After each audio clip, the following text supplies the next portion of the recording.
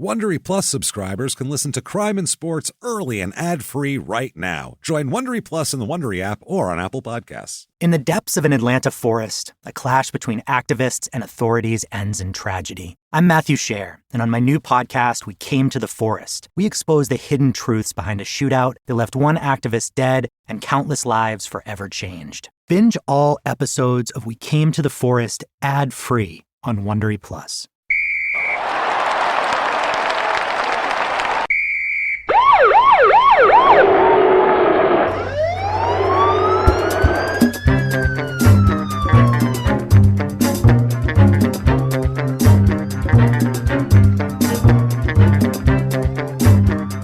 Hello and welcome to Crime and Sports. Yay! Oh, yay indeed. Yay indeed. My name is James Pietragallo. I'm here with my co-host. I'm Jimmie Whisman. Thank you so much for joining us, everybody. We have a crazy, wild, insane show for this is one of our crazier ones that we've set aside for a rainy day. Yeah. And it's a holiday week here in the U.S. It was rainy here in Phoenix. Yeah. We both sound sort of sick. Yeah. I'm getting over it. I'm kicking something from this weekend, too. So we're trying. But this, oh my goodness, is a wild story. There's just so much here. There's so much to unpack. It's brain damage sports. The brain damagest of the brain damaged. It's just insanity. Before we get to that, though, would like to thank everybody for everything you've done for us this week. Of course, your reviews, especially Apple Podcasts, that purple icon, those for some reason mean a lot. We don't know why. If it was up to us, we would say don't worry about it. But for some reason, they're podcast Bitcoin. I don't understand why. For some reason, there's charts, and those help you go up the charts. Yeah. So if you could do that, if you could give us a review, that would help a lot. 5 stars, doesn't matter what you say. Say you're following instructions, following directions, and thank you for everybody who's done that so far. And also head to shutupandgivememurder.com for everything, all of your crime and sports and small town murder needs. There's stuff there. If you're not listening to Small Town Murder, I don't know what happened or where you got lost. Yeah. You were going down a straight trail and you took a left somewhere. It's like there's not even a turn. I don't know where you thought the trail was, but you went off of it. Just stay on there. Small Town Murder's right at the end of the path. Get all of your merchandise. There's a ton of new stuff up there. All sorts of stuff. Tickets to live shows. There's going to be live shows there. A couple tickets left to the April 8th Zanies Nashville show for Crime and Sports live show. Literally like 2. Come see that. It is going to be crazy. That's a wild show in a cool venue. And nice. It's a little tiny room. They're so good to us. Like 300 people, and it's just a wild, fun. It's intimate and fun. Pack everybody in there. It's as tight as we pack it up to the fire code, and it's a good time. So Lucy and staff will take care of you. Oh, it's beautiful. Come check it out. The fabulous. Yeah. Like it's the Bellagio. The luxurious Zanies. The fabulous Zanies of Nashville. Come on down and see it. But it is a nice club, though. It's a great room for comedy. It's a good laughing room. Fun, yeah, it really is there. So do all of that. Check us out and do everything like that. If you want to be one of our heroes, and I mean our heroes, people that we really... We can't say enough kind words about them, and we'll say kind words about them at the end of the show. If you want to be one of our producers, that is very easy to do. All you have to do is head over to patreon.com/crimeinsports or head over to PayPal and use our email address, which is crimeinsports@gmail.com. Yes. And you can do all of that, and we will be the most appreciative people on the face of the earth. Honestly. We really are for everything that you guys do for us. Thank you. The reviews, the Patreon, everything really honestly so appreciated, and for that we like to give you insane shows like this one before you today. Jimmie, this is craziness. Good. You'll probably remember this guy. I don't know if you'll remember him by name. Okay. Once I get into it, you'll be like, I remember this guy. It's one of those guys. All right. And whoa boy, I'd had no idea. There's a tip of an iceberg here that you saw publicly, and then there's just so much below the water that I didn't know about. They teach us not to blindly trust people. Like, these celebrities are not, they shouldn't be your heroes and stuff. No. But I blindly trust you. And Thank you. You should blindly trust me. I'm excited about this. I have not steered you wrong in 184 previous episodes. Been a minute. So let's do this. It's Oliver McCall. No. Remember Oliver McCall? No. Oliver William McCall is his full Cowboys? name. Expos? He's a boxer. Oh. Yes, as there's a specific thing that happened that you will most certainly remember about him. That's what I mean. He's one of those guys that you might not know his name, but everybody knows. His face is kind of, if it's not a meme, I don't know how it's not a meme, because it's amazing, and It's a photograph that you've never seen in that context before. It's super weird. We'll get to it. All right. Oliver McCall, the Atomic Bull, is his nickname. Jesus. Which is, That's something. Yeah. That sounds aggressive. I mean, it's not just a bull, it's an irradiated bull. You're mixing a move with, anything atomic is frightening. Well, except for a bull. It's going to be, a bull is frightening anyway, and then you add the fact that it's atomic to it. It's going to be very extra aggressive, I would think. What does it do if it's atomic? It charges extra fast, and then when it hits you, you're irradiated, I assume.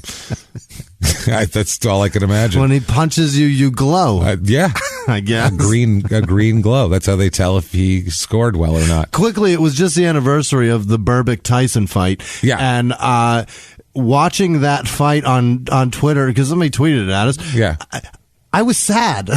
I was genuinely sad watching him get knocked out by Tyson, and then when he stood up and got knocked out again by Tyson, a ghost. It was rough. And then knowing what happened to him. If you haven't heard that, go back and listen to that. He was in the middle of it all right then, too. The ending is horrible. It's bad. And when I saw it, I was like, oh, that's a terrible fight. I was like, how did that end for him? And I was like, oh my gosh, that way. Yeah, that's not good at all. Berbick. I completely forgot that was the way it went. The end of his story was rough. Would you Wikipedia him? I did. Oh my. Wikipedia. I was like, oh yeah, that tragic shit. That was terrible. Right. We did that. Well, this guy's story, you feel bad for him, then he's an idiot at the same time, but it's just there's a lot of emotions going on here. And at some point, you don't feel bad for him because he's just, at some point, you're like, just no. At some point, he brings it upon himself. Enough. Okay. Stop already.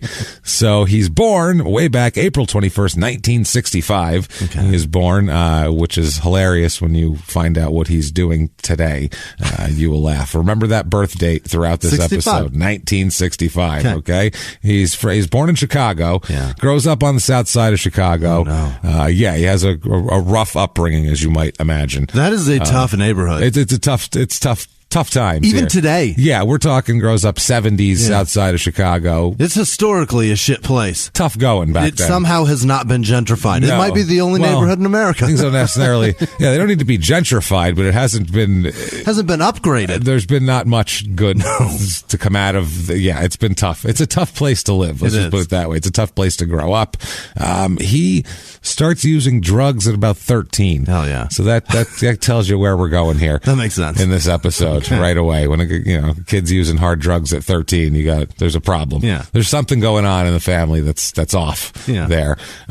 In the summer of 1979, apparently. Now there's two different stories to this. Now, one is a story. If you look on Wikipedia, it'll say that he went. The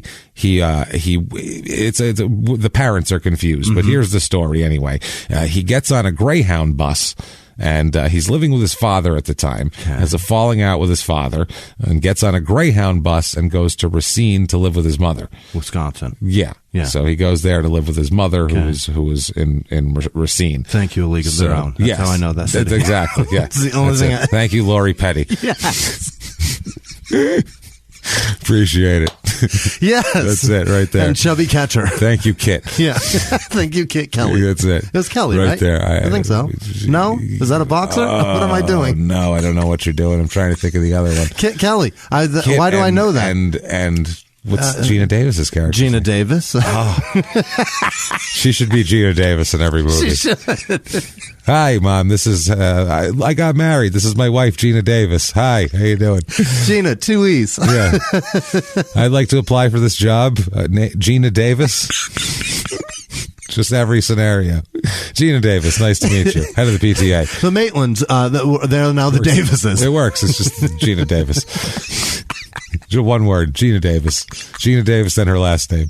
Gina Davis Maitland. That's it. Should be everything. So, he was during 8th grade here. He switched schools a lot. He transferred to a couple different schools. He's a good athlete too. He's a good basketball player. Now he's 6'2" when he's full grown, but in high school he's a really good power forward. Okay. So that tells you the kind of aggression that if you're 6'2" and you're playing power forward, even in high school, you got to have some form of kind of get up and go to you. Otherwise, people are just going to go over your head and take things from you. A little bit of athleticism. Yeah, or you can weigh 230 pounds like he does and be a big beefy and then dude. It doesn't matter. And he's a big, muscular. He's an athlete. I mean, he's an athlete. He's a specimen. This guy. He could have, he probably could have maybe played college ball somewhere, something like that, if he stuck with the basketball. But instead, he also played some football. And he said he played one game of football, as a matter of fact. Yeah, he played for Jerstad. I don't know, there's a school there. He said, quote, "I played one football game for Jerstad and then quit because somebody stepped on my finger." He's like, dainty. I'm about enough of that. Yeah, you can punch me right in the face. Fine. Step on my finger. I'm out of here. Step on my finger. Hey, what the hell? That hurt. You have no idea how many punches to the face this man can take. He's one of the most durable, strongest chinned boxers in the history of boxing, this guy. Yet stepped on my finger. I got to get out of here. I don't know. Cleats are a motherfucker, though. They are, but I saw my friend in high school. I went to one of his hockey games, and he got knocked down, and somebody skated over his finger. Sweet fuck. Taking it, I don't know, 60% off, basically. It was, it was off. Yeah. So what he did was, because he couldn't have a trail of blood coming out of his glove, he just duct taped or hockey taped, like the stick tape up the finger to keep the blood in, played the rest of the game, and then went and got stitches later on. Wow. That was how it worked. We stopped on the way home to get some stitches. That's how hockey works. That's the toughest man I've ever heard of. That's how hockey works. And he wasn't even that tough of a guy. No. But, I mean, he was a hockey player, but I'm sorry. I feel bad because he was a tough guy, but I mean, he wasn't like, oh man, he's an animal. Right. He was a real mild dude. It's just in hockey, that's just what you do. Took it serious. You're a pussy if you get skated over and you don't just tape it up and play more. Go home. Yeah. That's not hockey. So but yeah, boxing, punch him in the face, but no. So he ends up going to Washington Park High School in Racine, where he's a pretty good, basketball player there, playing forward. But in 1981, he ends up coming back to Chicago to live with his dad again. And here, this is when he finds boxing, when he comes back to Chicago. Okay. When he's about 16 years old, he finds boxing, and he figures it out right away, basically. And he basically said in the beginning, he was like, oh, this is better than a 9-to-5. Yeah. He goes, if I could do this, I mean, I got to come and train, but that's better than going punching in at some factory in Racine or some shit. This is it though? Way back for him. It was. I'm not saying for me getting beat in the face is, but that's a for him. If you can take a punch in the face, well, I guess, and deliver one back, I guess you're like, hey, fuck it. Cool. I mean, in a 9-to-5, you're getting your ass kicked in an entirely different way usually. Anyway, so what's the difference? You're just as broken down at the end of the day. You're just as tired, especially if you're doing a physical labor job or you're working in like a factory or a warehouse or something. Just as tired. Then. Yeah, you're going to come home. Just as risky sometimes. Oh, absolutely. Yeah. Well, in the boxing, funny thing is, in boxing, no one's ever had like molten lava poured on their head and been liquefied. That's a good point. No one's ever been crushed by a crane in the middle of a boxing match. Yeah. A lot of bad things have happened in boxing, but I've never heard of that. Ever. While on The Wire, season 2, the guy gets his leg crushed. He's on the loading dock. They're supposed to be taking it easy. They're all union and relaxed and laid back, and instead this guy's got his fucking leg crushed. He's got to have it amputated. That's what I mean. That's never happened in boxing that I know of. Men have died, but I mean, not in that way. Fewer there than on the docks, I'll bet. Yeah. Oh, God, absolutely. Yeah. Plus, in a much less horrific way. They'll be like, oh, I'm not feeling so good. Then they go to the hospital and die. These guys are like, holy shit, Frank is now a stain on the ground. Right. He's literally, we have to scrape Frank up like a pancake. We have to pick up a moving give container. Him to his widow. Right. Like so, that goes.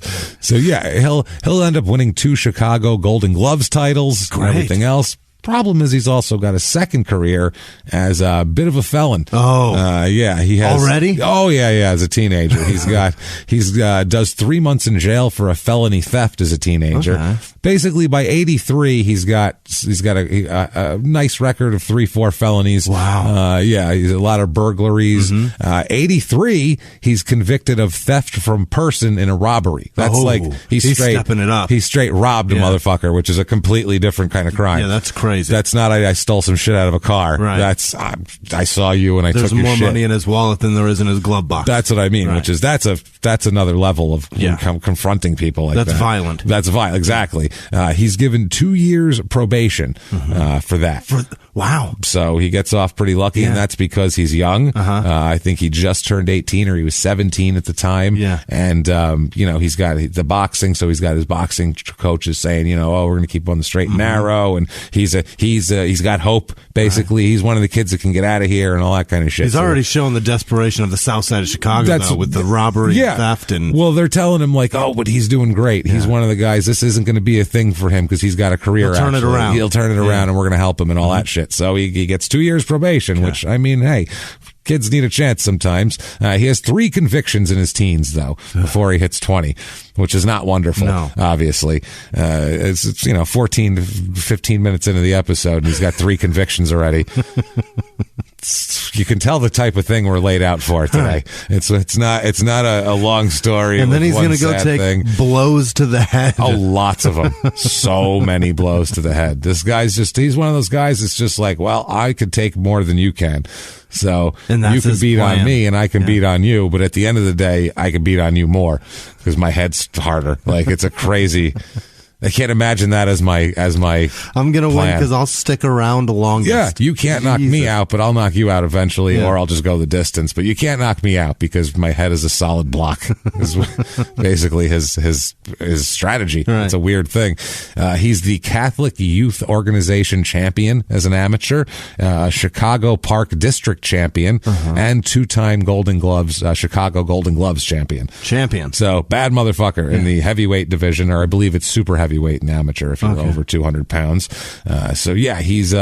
He comes along very quickly. A lot of guys, as we talk about, will have 175 amateur fights. Right. We're always stunned by the amount of amateur fights. He has about 30. That's good. Before he wants to turn pro. Start. So that's good. Yeah. For a heavyweight, though, these lightweights can go, honestly, they can go fight, 175 fights or whatever, but these heavyweights you're taking blows. Right. These guys, if you're getting hit from massive ones. Yeah, if you're getting hit from somebody that's 230, that's a shot, man. And I get that the repetitive nature of whatever, but 230 punching you hard is a different type of thing. That's the difference between stealing some shit out of somebody's car and sticking a gun in their face and taking their wallet. That's a great comparison. It's the difference between those two. Oliver says, quote, back when I had 3 first-round knockouts in Golden Gloves in Chicago, my first trainer, Arthur Moore, who's a great ex-fighter, he's a tremendous, I think 55 fights or something. He won 63 fights or something. No, wait, that's Archie Moore. Never mind. Different guy. Yeah. Arthur Moore told me, quote, Oliver, I haven't met anyone with your natural ability since Joe Louis. Oh. Since Joe Louis. How about that? Joe Louis was a star in the 30s and the 40s. We've been gone 50 years. Yeah. He fought Max Schmeling to literally beat the embodiment of Hitler. That's how long ago that was. Joe Louis. Max Schmeling. That's who he fought. Yeah. It's so, he said, I thought he said that just because he was training me at the time. So he thought he was getting he thought the dude was scamming. Believed in you, kid. Yeah, he thought he was getting scammed. Like, this motherfucker, he's probably going to try to touch my dick. Right. That's probably what he was thinking. Me I'm as good as Joe Louis. I'm as good as Joe Louis. I'm pretty, right? Yeah, I'm pretty, yeah. Joe Louis's fucking ass. That's right. Okay. I think so. So, yeah, he's 6'2", 230, like I said here. He goes to the National Golden Gloves at the State House Convention Center in Little Rock, Arkansas in March of 85. That's where the Nationals are? That's the Nationals. Jesus. Good Lord, that sounds fucking... Kick ass in your state to get a vacation in Little Rock? In Little Rock at the State House Convention Center. Scenic downtown Little Rock. Come see our... road. I don't know. Come see a statue of Bill Clinton. We've paved it recently, so there's that. Everybody just stares. Statue of Bill Clinton made of old tires. Everybody's kind of looks like him, I guess. They did put it right by that road they made, so that's pretty impressive. We melted the tires with our Bic lighters. What's that stuff they put on top of the ground to make it smooth? What's that stuff? Is that small? They did that to one of them roads there. It's pretty amazing. Yeah. And if you've ever been to Arkansas and driven through it on the I-40, might as well not be paved because it is just a fucking disaster all through there for the entire state. Fix your shit, Arkansas. It's Lord, it's like New Jersey. It's like they forgot that it snows there because it's so fucking hot in the summer. It's just a disaster. I feel like there's just people like big trucks with like a giant hook hanging off the back of it, clanging around, breaking up the concrete.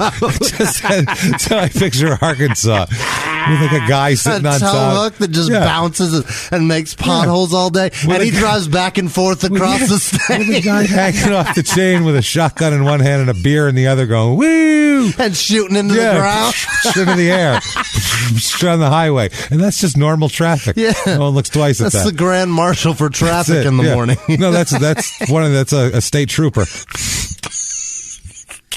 That's a state trooper. Get your shit together, Arkansas. On, Jesus, he's the lieutenant governor, and you're like, Lieutenant Governor, come on, inside the truck, please. At least if you're going to do that.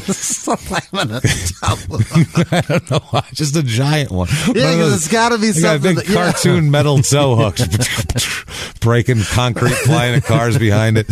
You know what I'm getting at. Or a guy dragging a snowplow in the summer. Just chunking that shit out. It's just hanging off the truck, too. It's not barely attached to it. He's like, that bolt will go eventually. It just bounces. It's going to go eventually. Click, clack. So if you fight well enough, you get to go there and see that. Enjoy. What a reward. Oof, yeah. So, he loses to a guy named Tevin George by decision there. He defeats, on January 2nd of that year, he defeats Roderick Wilbur by decision here in the Chicago Championships in the Golden Gloves, and he ends up winning that finally after that. And then he beat some guy named Larry Thomas in July of 85, but that doesn't matter. We're going to buzz through. We'll skip a couple of the fights. I'll just give you he won this one, lost that one type of thing with a few of them because he fought 70 times. Jesus. So we can't go over every one of them in detail. That's insane. He's got a couple fights that transcend interest in boxing as well. Really? Where it doesn't matter. They're just interesting, boxing aside, because it has nothing to do with boxing, what takes place in the ring, as you'll find out. What? Bonkers. Okay. Fucking bonkers. Pro debut November 2nd, 1985 in Villa Park, Illinois, which we did a small town murder on. Okay. We remember the two, the lesbian ladies. The one, yeah. And the other one, wrapped up and all that. There's only been a couple of Sex, those. Lies, and Duct Tape. Was the name of it. If you're looking for it. So, he fights a guy named Lou Bailey, who's a 1-3 coming in. And in his career, he's 1-4. Oh. So this is it for him. TKO in round 1 for Oliver. Mm-hmm. So he gets off to a jumping start here. Goes his second fight, December 6th, 85, is at the Las Vegas Hilton. So his second fight's in Vegas, which is pretty cool. Off the strip. Still, so he's getting on a plane for a second fight. He's not taking the Greyhound to Racine, which is for a second fight, as we've talked about. A lot of these are he's in a gravel pit 6 miles from his house for his third fight. And if he wins, he gets a ham sandwich. It's been sitting around. It's been around for a couple hours, but they presented it at the beginning of the fight. You got to make quick work of your opponent if you want to get it before it turns green. Otherwise, you're fed to a hungry mob of bobcats. That's what happens. I'm sorry. That's the Those fight. are your choices. Sorry. Win or lose. That's it. So December 6th at the Hilton, he fights Joey Christjohn, who's a 3-0 guy coming in, and he ends up 12-16-3, so it doesn't quite work out for him. This fight goes all 4 rounds. It's a unanimous decision, and Oliver loses.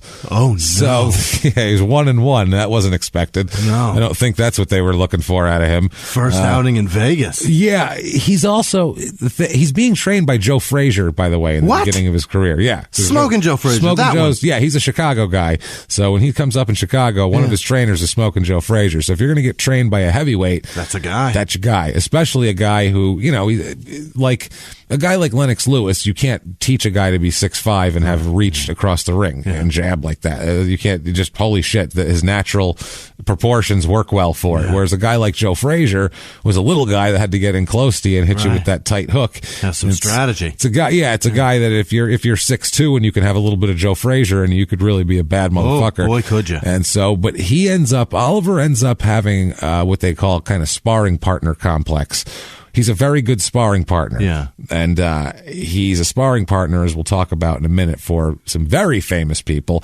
And they say that he gets paid so well as a sparring partner that he's not hungry in his fights because there's no need. He's been working, so he looks at it as another day at work because he boxes constantly for money. So it's like, every day he goes in the spar, that's money for him. He's not just training; he's training and sparring and making money for and it. There's no threat of really dying while you're sparring. That's the thing, headgear and shit like that. So it's for who he's fighting, there's still a risk of it, but it's interesting though. So they say that they never feel like in the beginning of his career that he really ever put it into that last gear. Like he was always kind of like, well, another day at the office. Okay. Whereas in a fight, you have to be pumped up. You have to be just wanting blood. Yeah, it's a different thing. So January 18th, a few weeks later, at 86, he fights Felix Shorter, who's 2-1 coming in. He beats him by TKO. He's 2-1 now. Oliver is. In June, he fights Kimmule is the guy's Kimmule.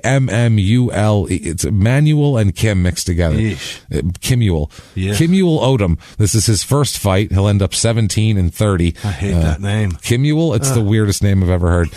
This fight goes all 4 rounds again. Unanimous decision, but Oliver wins this time. Good. 3-1. In August, he fights James Churn, who's 5-20 coming in. This is a tune-up fight here. Boy. Let's give you a tomato can to knock over quick. This is a first round knockout, 4-1. September of 86, he fights Larry Roberson, 3-18-1 coming in. He ends up 3-24-1 for his career. So doesn't go well after that. TKO win for Oliver here. He's 5-1. Now at this point, he is the sparring partner of Mike Tyson. Okay. He becomes Mike's main sparring partner. Like this is Mike's man. In New York or in Chicago? This is wherever Mike is training for fights. Oh, he goes wherever he goes. Yeah, he is Mike's guy at this point. Wow. He's paying Mike as well. Mike's paying him. Well, we'll talk about this. Oliver says, quote, "I guess I sparred more than 300 rounds with Tyson and he never knocked me down once. But I put him down once, and we'll talk about that in a minute. We had a hell of a battle every time. That's why he paid me $2,000 a week." We're talking mid-80s. $2,000 a week is that's $8,000 a month. Big fucking money in the mid-80s. I mean, it's good money now, but in the 80s, that is great money. Yeah. So if you're making that money and you're living Mike Tyson, because if you're going everywhere with Tyson, you're living in his facilities. It's all top notch at this point. He's heavyweight champ by late 86. So it's all top notch. You're getting $100,000 a year just to dick around with Mike. You're not, I mean, it's not dicking around. You got to get the shit beat out of you by Mike Tyson literally like fucking 4 days a week. Like that's not an easy job. But he's a real boxer. But he likes it, so he doesn't care. But I mean, like when you fight in the gym, you're not fighting in some ratty, shitty gym where you're going to go sit and it's too hot. And all. It's might get MRSA. It's that's what I mean. We're talking everything's clean and white and shiny in this gym. If Mike wants it that way, if you're he's not putting you up at the travel lodge. No. You're probably going to stay where he's staying at a nice hotel or wherever, or a nice barrack or whatever the fuck they set it up for certain fighters with training. They get them like a kind of a retreat type of thing. That's rad. Yeah, so it's different. So that's an easy lifestyle. He'll then go and fight in some shithole somewhere, and his fights at this point he's making like $300 a fight. So $2,000 a week to fight Tyson, and then he goes to his fight, and it's kind of a letdown. You're not fighting Mike Tyson anymore, so you're down a little bit for that, and you're not even making any money for it. So, but the good news is you're used to fighting Mike Tyson. That's the thing. So no matter how hard this guy punches me, it's not Mike fucking Tyson. And that's the thing, and he has an iron jaw, as we'll talk about through his career. He has a very interesting stat that we'll get to here. Now, October 25th, 86, he fights Bashir Wadood. Wow, that's a good name.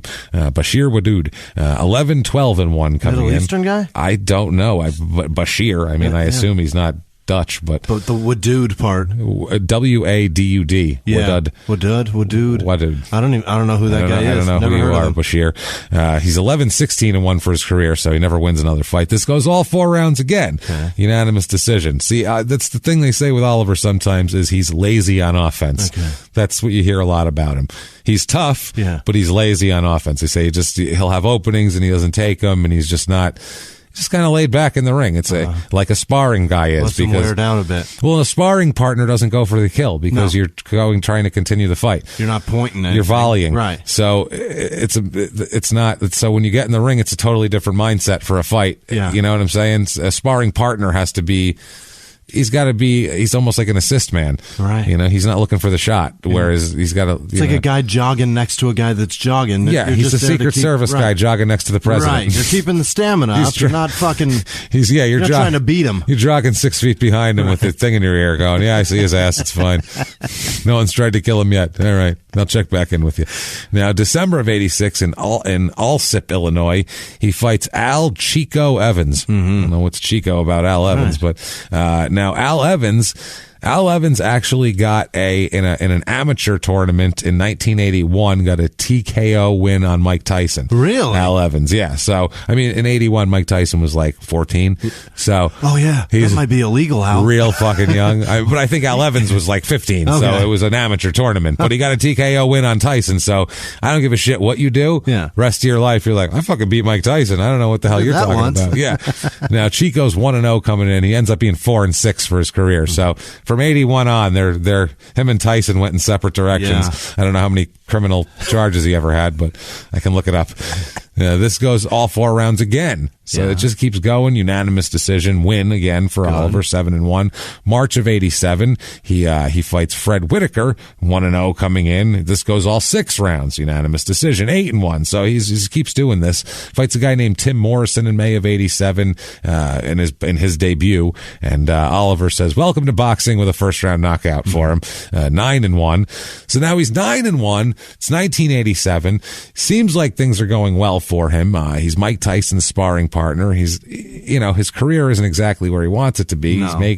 You haven't heard of any of these guys he's been fighting. But he's only been professional for a little bit. 10 fights, and he wasn't an amateur for that long. And they were fast. They came quick. They came that's the thing. So at this point, though, you think things are going well for him. He's got a wife at this point. Okay. Also has 3 daughters. Jesus. By now, yeah.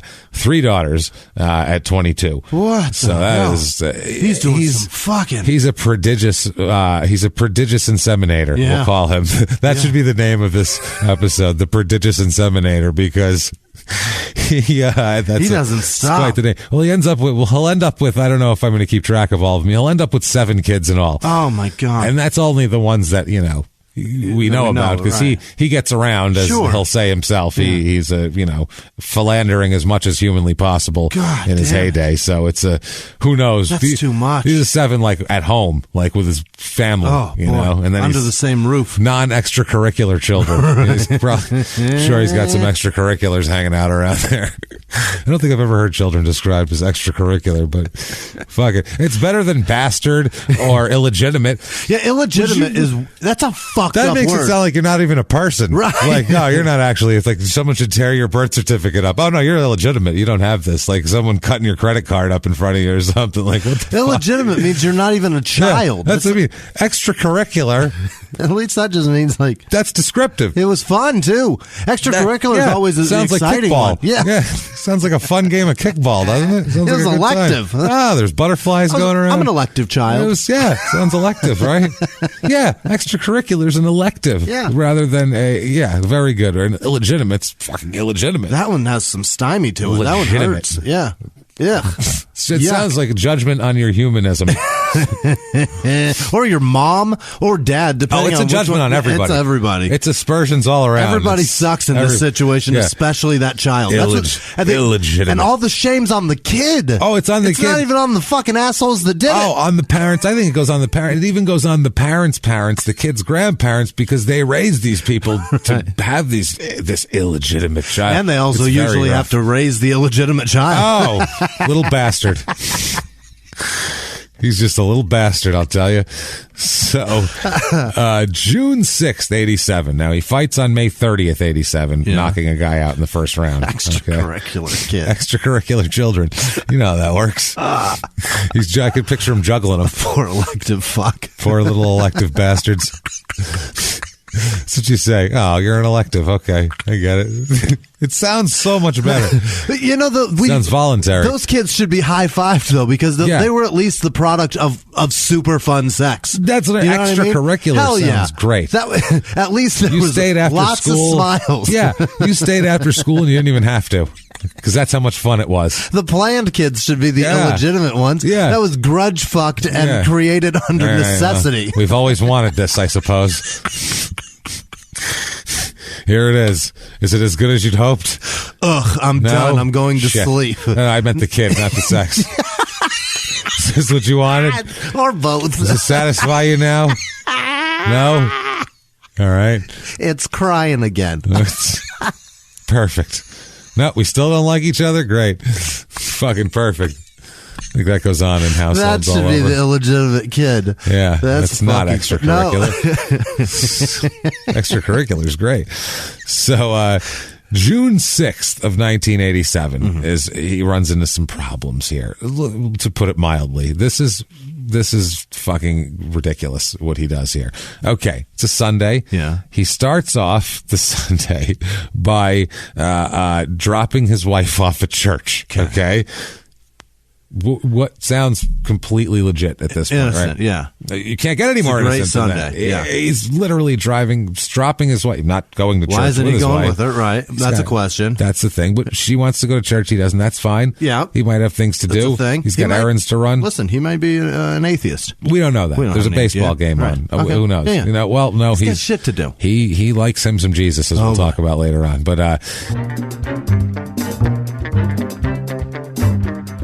hey, everybody, just going to take a quick break from the show and tell you a little bit more about one of our favorites, Simply Safe. SimplySafe.com, SIMPLI safe.com. That is right. And if you've been thinking about your home security, this is the time to get your home security system from Simply Safe. No better time than right now, because starting this week, Simply Safe Home Security is giving our listeners, crime and sports listeners, you guys, exclusive deals for Black Friday. Simply Safe almost never has a deal like this. They don't need to put things on sale because their product is that good, and they're going to do it for you on this one, so jump on it. So if you're thinking about protecting your home, check it out today. Simply Safe has everything you need to keep your home safe. Entry sensors, motion sensors, a smart lock that locks your door when you forget, video doorbells, plus 24/7 professional monitoring that will dispatch police 3.5 times faster.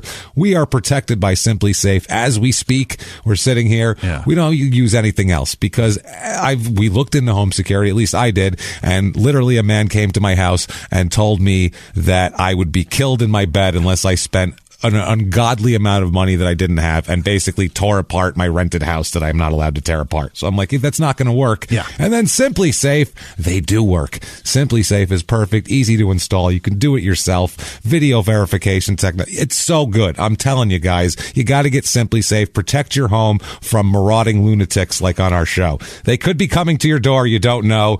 This is already the best value in home security. And right now, you'll get all the savings from this massive Black Friday sale. Just visit simplysafe.com/sportscrime. This offer ends Cyber Monday. That's Monday, December 2nd. So go on before then. Simplysafe.com/sportscrime. And now back to the show.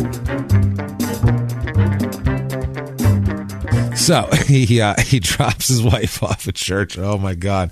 This is the thing you don't do after you drop your wife off at church. He then picks up a 17-year-old kid. Oh no. Or 22, he is, mind you. Michael Hedgepeth is his name. 17 years old, who lives in Chicago. Picks this kid up, and the two of them drive to Racine County together. Oh boy. Okay. Now, what they do is they break into a home on 4 Mile Road in Wind Point, and a home in the 700 block of Kentwood Drive in Caledonia. Okay. That's 2 homes. 2 homes they burglarize. They break in and steal a bunch of shit. Oh, no. 2 VCRs, which in 87 was worth a lot. Yeah, that's a car. A VCR was worth like $600 in 87. Right. Like, that was a big deal. You could pawn that for like $200 probably, but even if you're a crackhead. So, 2 VCRs, a TV set, jewelry, and other items are taken in all these break-ins. Okay? It's a real robbery. Oh, they're robbing. Yeah. They're fucking robbing shit. Yeah, there's no like, oh, I know a guy who keeps a 20 under his pillow. Right. This is like, let's take their TV and their VCR. highest ticket items in their homes. We're jewelry, taking them. TV, that's it. Grab it and go.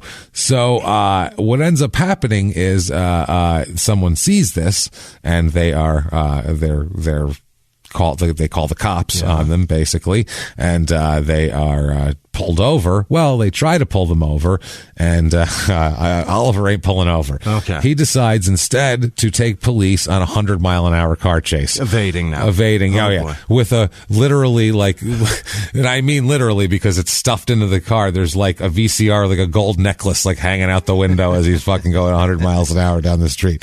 Yeah, like the TV cord rolled up in the window and the TV's bouncing down the freeway. That's what's breaking the road up in our, he's heading to Arkansas. Following the hook guy.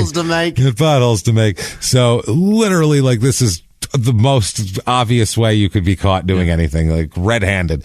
Not red-handed, but I don't know what. In possession of everything missing. At least maroon-handed, if you're, At minimum. Yeah, you have everything. It's a hell of a shade of red. You weren't caught like in the house with it in your hand, but it's in your car driving. Good enough. They're about to report the serial numbers. Yeah, so he takes him on a pretty good chase here for a little while of 100 miles an hour. Finally, the car slides off the road at Morris Street and crashes into some trees. Oh boy, he's TC'd. Crashes into the trees. So then they don't give up still. They get out of the car and run through the woods. God. These fucking idiots. The original Cops episode. This is insane. And Yakety Sax is playing, and it's absolute. This is asinine. This is the most stereotypical police chase ever. It's two idiots in a car with the shit they stole, running through it's so stupid. It's the only thing that would make it stupider is if one of them got out while the car was still moving. Right. 'Cause I love when that one slows down so one guy can jump out. Tumbles out. He goes over here and he runs. You go that way, I'll go this way. I bet you coordinate and get out at the same time. Right. So, so they ran away. They're arrested a short distance away because they're in the goddamn woods. Yeah. And the cops have flashlights and they don't. And so radios and helicopters. They're just running through woods. It's so dumb. Not going to happen here. So they're arrested. They found all of the items taken in their car, like idiots. Property worth around $5,000 taken by the two. It's a good day. It's a good haul. Yeah. It's not bad. And we're talking 87 too. So this is. It's like $10 million today. It's at least 25 million, I think. It's a big deal. Yeah. It's a lot. So, he's taken in. Also, extensive damages resulted from one of the home break-ins. Oh, no. They couldn't break in easy, so they just like busted through a door, busted up the frame and shit like that. Yeah, dicks. Yeah. Which is probably how they got caught. Somebody probably heard that. Did you hear an explode? I think somebody just blew open a door. Did you hear just a boom? Did you hear plastic explosives? That's what I heard. Is that a 17-year-old kid in a professional boxer carrying a TV and a bunch of jewelry across our neighbor's lawn? That's probably not okay, right? We should probably call somebody, I think. It's a very large man carrying many Sanyos across the yard now. It seems like it's not right. I don't know. I'm not an expert on this subject here, but seems bad. Right. So they're arrested, like I said. Now, the 17-year-old he's put into adult court on charges of burglary and obstructing, and that's the same charges that Oliver is going to face. Mm-hmm. Now, Hedgepeth here is released on a $2,000 bond co-signed by his parents because he's 17 and all. And remember one of our rules, never have a teenager in your hit squad or your robbery squad or anything. Any criminal empire. Keep minors out of it. If you're an adult and you're going to do some crime, don't have anyone in your crew that if you're arrested is going to be picked up by their parents. Or the word teen in their age. Any of that is bad. So, no good. Jesus. If convicted, this Hedgepeth faces a maximum of nearly 21 years in prison. Oh, my word. Which is obviously everything stacked. Right. And, that would be the maximum. If the judge hated the face of this kid or something. I don't like to look, see you son of a bitch. You look illegitimate, you bastard. You look like an extracurricular kid to me. These extracurricular. Someone do something for the extracurriculars. Good God. What's your name? Hedgepeth. Are you one of those electives? Are you an elective? That's right. You elective bastard. That's right. 21 years. 21 years with you. Maximum for everything. Can you imagine if you actually get that? That's fucking Somebody's insane. gotten it, you know what I mean? Yeah. On like some weak ass charges like that. Somebody with a long record already who's being a dick and like spitting at the judge. So, or just the judge is a real asshole. Yeah. So, who knows? I'm sure happened. I'm sure in the South this goes on somewhere still to this Texas. day. Yeah, or Alabama. I've seen my cousin Vinny. I know what goes on. So somebody doing 90 and a 75 in Texas. Yeah. put you right away. So McCall admits to committing the burglaries right away. He's like, nah, I did it. Which, I mean, obviously he did it. I mean, all the shit's in the car and he ran away.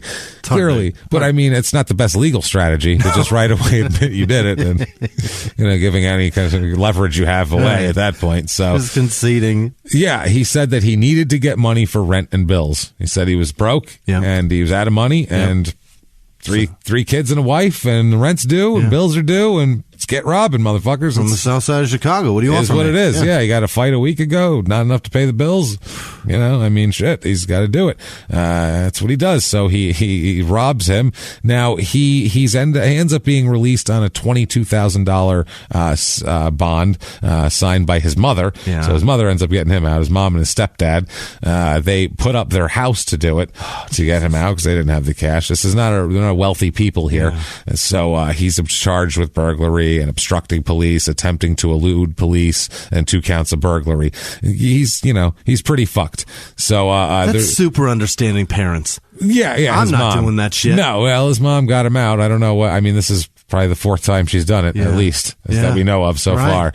So that's wild. This is a pattern. I don't know. Yeah, I mean, but what he did is just stupid. What are you doing? I can't imagine. It's not like a DUI or like something where you're like, you fucking did something dumb and you had a misjudgment of something even or anything like that. I know a dude who does that for his kid all the time. What? Drives drunk? No, bails him out. Bails him out and gets him out. You know what? I love you. I'll come wherever you're at. Give me the keys. Pick you up. No, I love you. I'll drive because I love you. I don't think about you all day. I know you have your license and you're sober, but I love you. There's nothing you can do about it. For it. I'll always love you, no matter how many drinks I have. He keeps bailing him out. This kid keeps fucking up, and he keeps bailing him out, and he'll be like, Jimmie, he's in again, and I'm getting him out. I'm going to put him in a halfway house, and I'm like, why? Why are you doing this? That's why he keeps doing this. Jesus That's why the kid keeps fucking up because you're not letting him learn. Well, and then sometimes. If you throw them away, the next thing you know, they're going to be then they feel abandoned, and then they're like, "Fuck it, I'm just going to blow it all away." Well, I mean, that kind of happened with a cousin of mine. He ended up dying of a heroin overdose. So that's the alternative. Or you could. It's very difficult when someone's, especially when it's like drugs like that. It's what do you do? Because you take them in and then they fuck up a lot, and then you can't take them in anymore, and then they die, and you feel bad. So it's like you can't. That's a good point. You can't win that one. Yeah, and then you feel like a worse parent. Because you're like, what? I could have done something about it. Exactly. All it was a little bit of money. So, it was an inconvenience, or you were trying to tough love, which sounds good, but then someone dies. You're like, well, what good is that now? Right. If they're dead, somebody dies. You're like, $2,200 is all it would have taken to keep that guy alive. I would have paid it. Yeah, that's the thing here. Now, there's a guy named Sean Curtin who's an inspector with the Illinois Athletic Commission. You just changed my mind, and now I just feel really bad for that guy.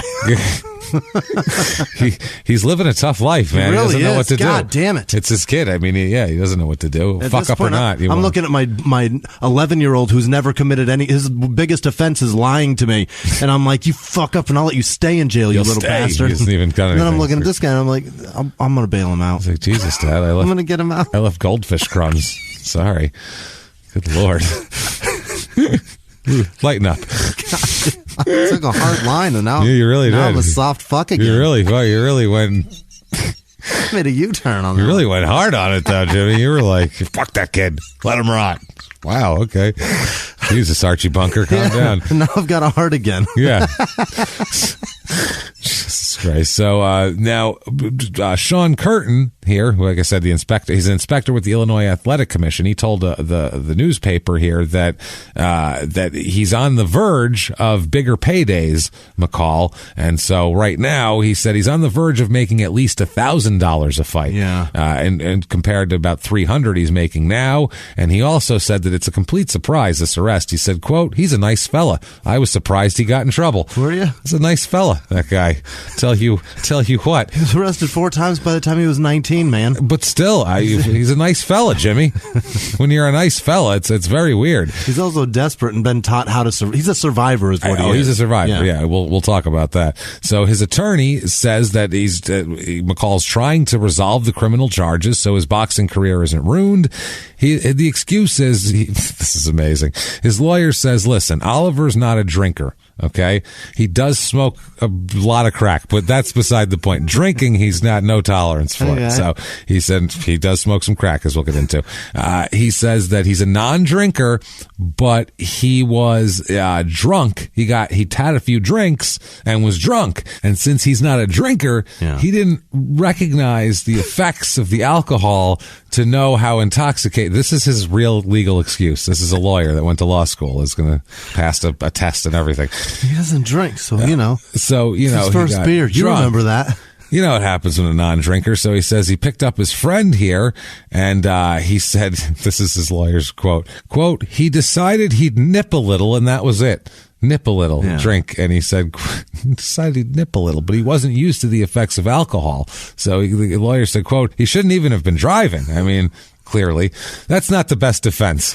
Listen, he got shit-faced and went for a drive, okay? No, that's our legal defense. No. And then drove 100 miles an hour, endangering the lives of civilians and police officers and everybody else. A car packed with stolen goods. You're making it worse, sir. So he was drunk, too? Okay, there's another charge. What are we doing? There's no way he was fleeing officers. He was drunk, Your Honor. Yeah, he's hammered. He thought that was a party. He thought it was strobe lights behind him. He was going he was pushing his hands. He was dancing and doing a thing with a light stick over. He was thought it was a rave. Sticks behind the wheel. He thought it was a fucking rave, dude. He was into it. Took some ecstasy. His lawyer said it is a tough case to defend, but he hopes to show that McCall he's married. He has 3 kids. He says in the paper he doesn't have a criminal record, which is a complete lie. He does have a criminal record. We already know that. He tells the press that he doesn't. And later on, the prosecutor's like, well, actually, he's got a pretty healthy criminal record. And the robbery from a person is the thing I'm very concerned about here. They do. The prosecutor showed the reporters a teletype of all of his previous arrests, and he's like, I don't know where his lawyer's getting his arrest record from, but they say asked his client. This would be a second adult felony conviction, which would be, right in line for prison time, the prosecutor says. His lawyer says, though, he's going to discuss the case with the prosecutor. He hoped that his boxing career would be viewed as, very gainful employment that would give him a reason to not want him to be in prison. He says other cases like this end with people being able to continue in their jobs and not wanting to screw that up.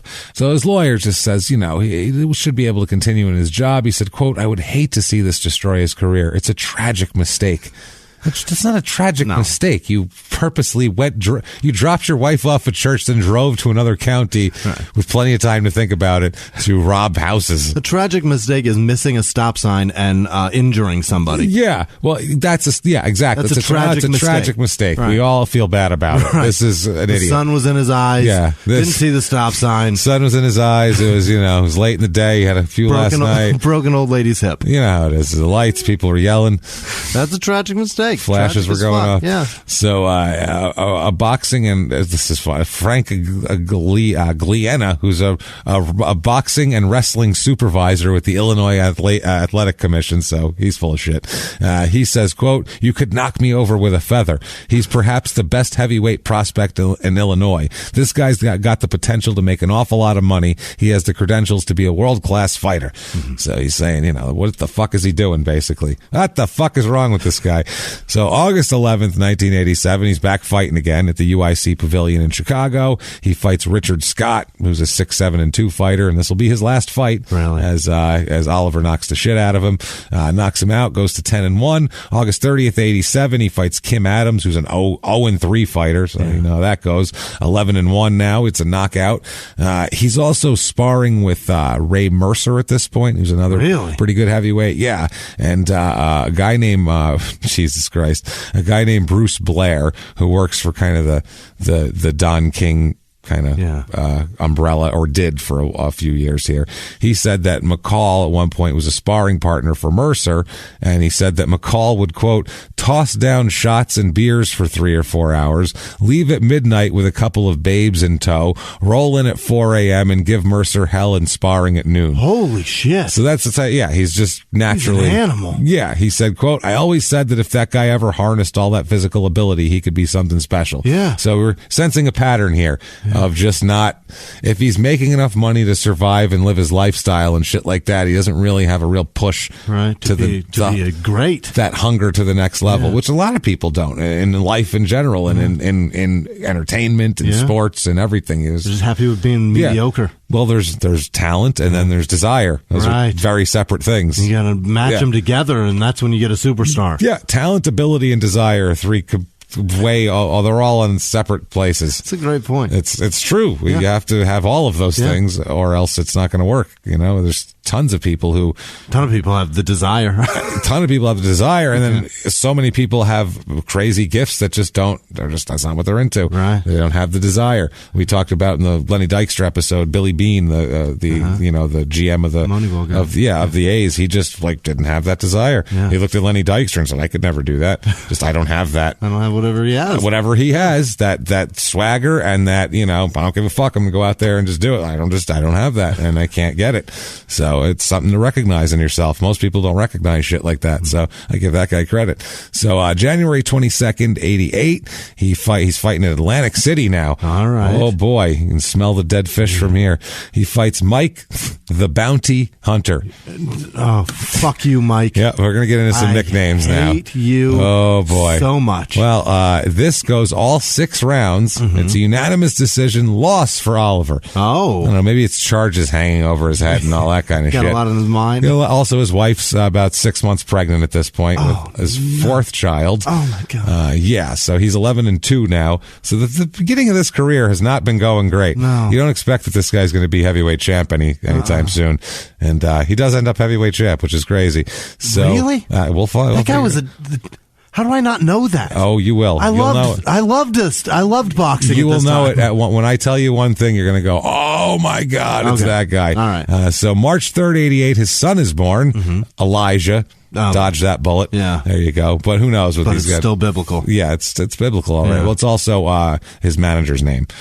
So what is happening there? Yeah, he's got. I don't know if the guy is a mentor to him or something like that. But later on, I see in a quote from one of his managers from back then, his name was Elijah something. So I'm like, I wonder if he named him after him. Maybe, and he probably did. Possible. So now, while sparring with Tyson, this is, he says, quote, it happened a couple weeks before Tyson was going to fight Spinks. I guess it woke Mike up. You saw what he did to Spinks. Do you remember Tyson Spinks? Yeah. Spinks came in undefeated, and this was a unification bout. He had the other belt, and this was the guy who was supposed to give Tyson problems. Right. Spinks was a very good boxer, and he could tie Tyson up, and he was going to. And Mike knocked him out in, I think, 91 seconds.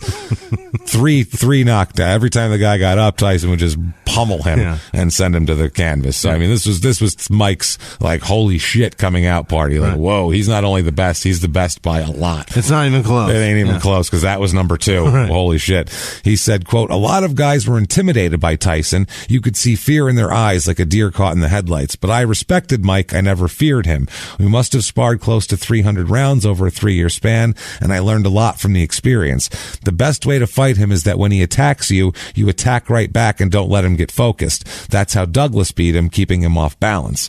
So that's a good point. It's a balance thing with Tyson. If he's coming forward at you, because we'll talk about it, because one of the fighters that he's supposed to fight was actually trained by my stepmother's father. Okay. That was his manager and trainer for years and years and years. So as Tyson's coming forward, the best option is to get him you back. You got to attack back. Yeah. The problem is unless you have a real strong chin, if he fucking gets you, you're done. That's the thing. So that's a great strategy if you don't get knocked out. But if you're a human being, you know what I'm saying? Yeah. So that's the problem.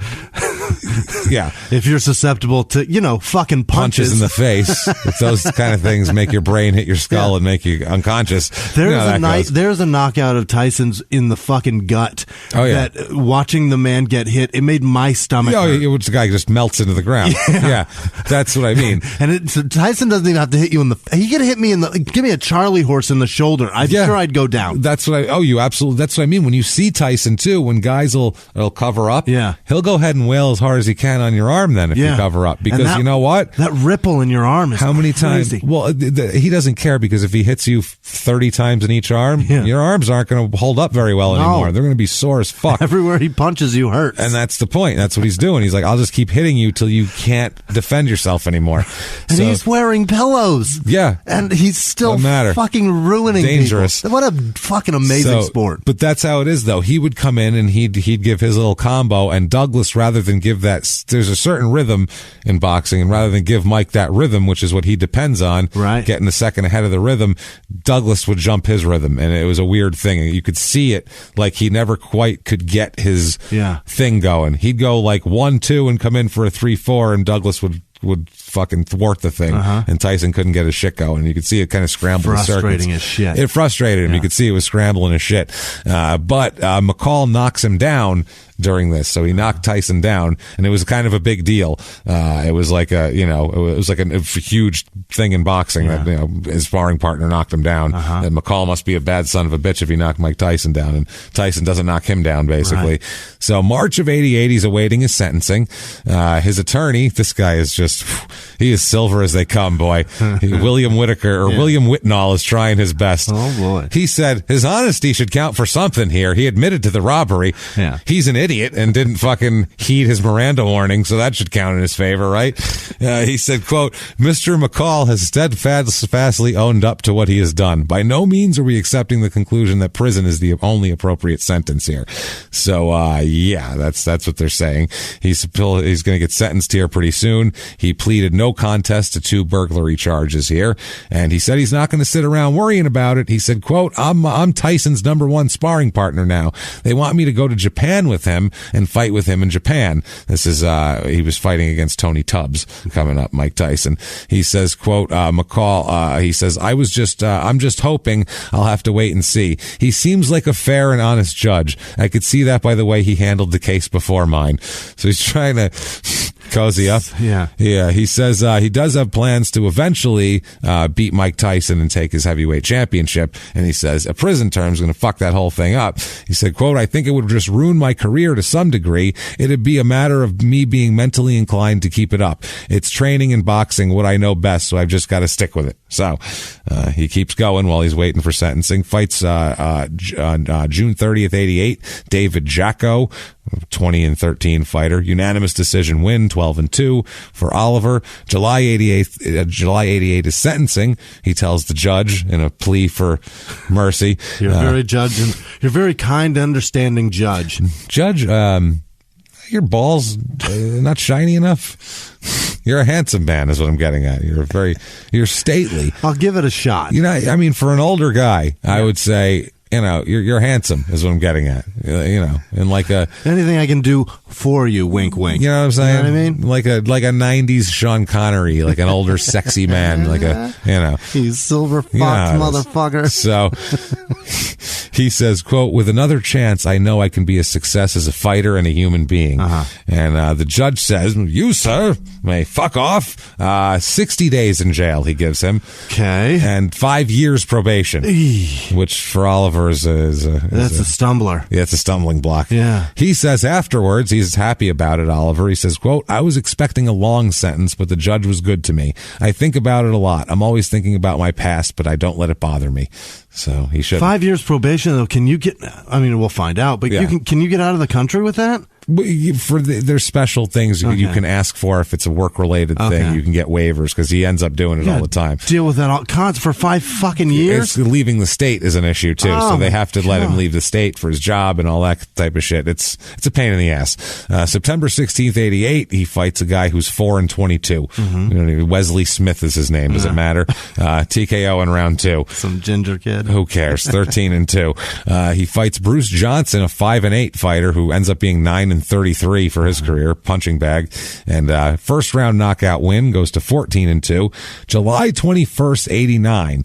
And this is very interesting here. In Atlantic City, he fights in a warm-up fight.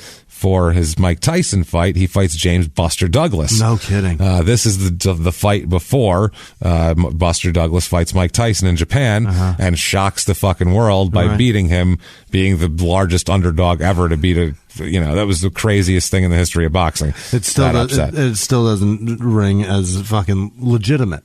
That's the biggest. It feels illegitimate, James. No, if you watch the fight, it's legitimate. I mean, Tyson. It's just bananas. I was impressed by how much beating Tyson took that fight. Yeah. He just kept getting fucked. Like I said, it was just every time he'd come in, he'd just get hit with a couple and be like, Jesus Christ! Right. He was like it would look like a guy who was fighting two people, one he could see and one he couldn't see. It was like, I'm coming at you. Oh, Jesus, I got hit in the eye from the right. Where is that son of a bitch? Like, that's how... He fought James and Buster and Douglas. Buster together.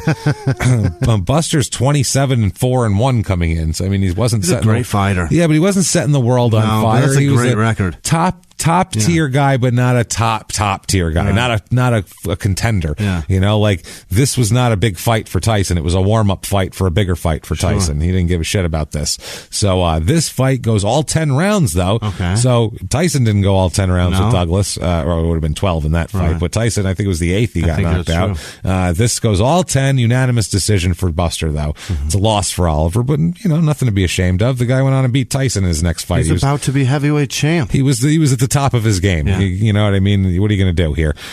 He's 14-3 now, Oliver. At this point, too, he said he started thinking about quitting because he wasn't making any money. Yeah. Even at this point, he's making $1,000 a fight. Right. Big fucking deal. And what if that's the end for Tyson? Yeah. Well, I mean, also, that's the thing. That was the big money fight that you had set up for you, or you were thinking you had set up for you. Or even if it's not the big money fight for him, if Tyson is over now because he's been beaten, now he doesn't need a sparring partner anymore. At least one that's going to pay $2,000 a week. Right. That's his payday. Yeah. That's his fucking livelihood. So that's the thing. He didn't it's a hard thing to wonder what you're doing. It's a big chance to keep taking to do this. I'm going to keep getting beat up for little money and little acclaim and little anything. You just have to have faith in yourself, I would imagine, that you can do it. It's like being a comic, I think. It's anything like this. It's any stupid endeavor. Right. It's anything that 1099s you. That's what this is. Any ill-advised endeavor that could end up with you wasting a shitload of time and brain cells can be very easily compared to stand-up comedy. And That's money. The thing. And money.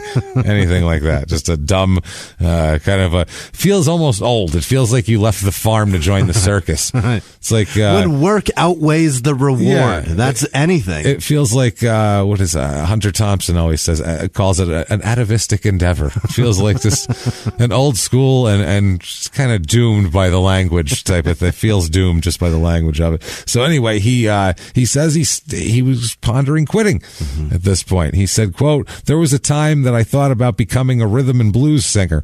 I performed at some clubs in Canada and Mexico, but after my wife heard me sing, she told me to keep my regular job."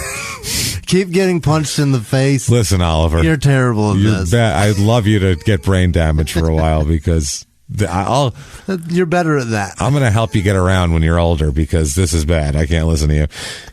He said, I might have just quit, but I'd never really taken a real butt kicking. I always knew I could fight, but I just didn't have the right connections. My first manager, Elijah Thomas, didn't know how to deal with big-time promoters. So I think maybe that's where he got the Elijah from, if this guy was helping him out a lot. We're very familiar with that, too. Yeah. That's first agent. It's a tough go. It is. It's tough, and they don't know what they're doing. And sometimes, you hope they do because you figure they know more than you. Right. So you're betting whatever future you've got on this, and then you learn lessons. And then you learn lessons. Hard ones. And you do better the next time. Yeah. And we have. So July 16th, 1990, Oklahoma City, he fights, Jesus Christ, another stupid nickname. Yeah. I hate the punny nicknames. Well, especially when it goes with the name. I don't mind if it's like the serial killer or like the fucking axe murderer or whatever you want to call yourself. When it's something that goes with your last name, like Bounty Hunter. Or, this is worse, Lionel the Train Butler. No. That's It's not even threatening. No. It's Christmas I think of that as Thomas. I just see Christmas with the train around the tree. I hear George Carlin's voice in like a weird remember when he was reading Thomas? It's so strange. Yeah. Like, say fucking fuck or something. Say cunt, George. Call the other train a whore. Yeah, please. Tell us, talk about how much dick it sucks. Call it a feministic bitch. Something, yeah. You would say. I don't know. Anything that Carlin says, it's do just it. Weird. Stop saying niceties. Yeah. You weirdo. So Lionel the Train goes all the way to the station here with it, all 10 rounds it goes. Oh, boy. All the way from fucking station to station here. Yeah. It's a split decision, and Oliver gets the win, luckily, 15-3. November, he fights Orlin Night Train Norris. Fine. I can get into that. Night Train Norris. Right. Good. Orlin? Like new without the S? No. Orlin. Yeah. Orlin. That's an ugly first name. You need a nickname. Yeah. Night Train Norris. Yeah. Sounds great. We have to badass you up because What's his that first name? Little cocksucker. Orlin. It sounds kind of, with a name like Orlin, you got to be tough. You better be. Things. So Orlin's 25-2 coming in. He has been made fun of his whole life. Orlin can throw down. Yeah. Orlin is a 57-10 career fighter. My word. Dude can fight. That's a badass. Wow. This goes all 10 rounds again. So this is a lot of blows to the head. Yeah. Think about this. Heavyweight blows to the head, 10 rounds, and Oliver's not a guy who shies away from contact. No. He's not a guy who dances around at all. He's a big bruiser. Sure. This is a split decision loss again. So 15-4 for Oliver. God damn it. Next fight is in 91 in April at the Trump Taj Mahal in Atlantic City, the defunct Taj Mahal, versus, because it's been bankrupt for years, Bruce Seldon, better known as the Atlantic City Express. We've talked a bunch about Bruce Seldon. Have we? He's fought a bunch of the guys. He fought Rick Bowe, I think. Is he a fucking a native of I think he's from AC, probably Southern Jersey. He's 18-0 coming in. Yeah, important here. He knocks Seldon out TKO in the 9th round. Really? So yeah, this is a good win for Oliver here because Seldon's a big up and comer at 18-0. 18-0, they're expecting Seldon. This was the thing. Seldon was the big up and comer that they were expecting big fights from. He was fighting McCall as a stepping stone, and McCall pissed everybody off by beating him. They did. They were like, "Oh, what a dick! Yeah. How the fuck do we market 15-4 guy, 19-0 guy? We can market 15-4 guy. This sucks." Go. Or 16-4 after this fight. Then in June in Salem, Oregon, he fights Dan Wolford, who's this guy at this point in his career is 10-15-2, ends up 17 wins, 102 losses, and 2 draws. So from this point on in his career, think about this. He wins 7, and he loses 87. Oh, my God. For the rest of his career. He goes 7-87. For every 11 fights, he wins 1. That is awful. Lose 11, win 1. Ouch. It's insane. This is a round 5 TKO win here for Oliver, 17-4. Next is at Trump Castle in AC. He fights Jesse the Boogeyman Ferguson. Okay. Whatever. 17-5 record. This goes all 10. Unanimous decision win for Oliver. Next fight's at the Mirage in Vegas. He fights, I don't like this either when they name shit with their last name. Mike Big House Rouse. Nope. Are you a prisoner? Yeah. He's 6'7". Okay. He's big. He's a big house. He's 18-15-2. So, I mean, I don't know. TKO in round 4 for our man Oliver here, 19-4. Next fight's in Cleveland in June of 92. This is a big one. He fights Tony TNT Tucker, who is 44-1 coming in. Okay. This is no joke here. 57-7 career record.